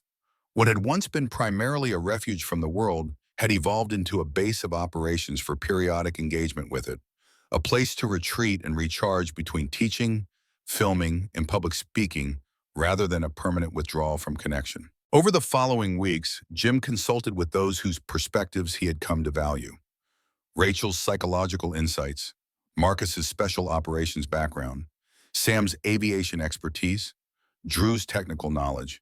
Each offered different angles on the teaching opportunity, helping Jim consider its implications fully before deciding. He also spoke with Caroline Armstrong, whose father's influence had set everything in motion, and with Kyle, whose partnership in truth-seeking had become central to Jim's unexpected second act. Most surprisingly, he found himself valuing Faisal's perspective, the former adversary now a trusted advisor whose experience on the opposing side of conflict provided insights no American colleague could offer. The consensus was clear. The teaching position represented an opportunity to transform hard-won experience into knowledge that might benefit future officers and, by extension, those affected by their decisions in combat zones yet to come. 2 months after Arlington, Jim stood before his first official class at West Point, surveying the young cadets who represented America's military future. Their faces reflected the diversity of the nation they had committed to serve, their expressions a mix of curiosity and respect for the combat veteran who had come to share his knowledge. "Armored warfare is taught extensively in military academies," Jim began. "You'll learn doctrine, tactics, technical specifications, historical precedents, all valuable, all necessary. What's often missing, however, is the human dimension, how command decisions under pressure affect not just military objectives, but lives on all sides of a conflict." As he spoke, Jim felt the presence of those who had brought him to this moment. Armstrong with his strategic vision, Kyle with his determined truth-seeking, the Combat Archives team with their diverse expertise, Faisal and the Iraqi witnesses with their alternative perspectives on shared events, and most poignantly, those who had been lost at Route Tampa, American and Iraqi alike, whose deaths had acquired new meaning through the honest accounting of circumstances that had been obscured for too long. "The burden of command is not just tactical responsibility, but moral weight," Jim continued, engaging the cadets with the direct gaze of someone who had borne that burden in its full dimension. "Decisions made in combat have consequences that extend far beyond the immediate battlefield, affecting lives for generations to come. Understanding that reality doesn't make the burden lighter, but it does make carrying it more purposeful." The tank commander, who had once isolated himself with his guilt and trauma, had found an unexpected path forward, not by escaping his past, but by engaging with it in ways that created meaning for others while gradually healing himself. The steel that had once encased him in protective isolation had been transformed into something stronger, yet more flexible, a framework for connection rather than a barrier to it. As Jim continued his lecture, drawing on experiences both painful and profound to illuminate concepts no textbook could adequately capture, he recognized the legacy Armstrong had helped him create.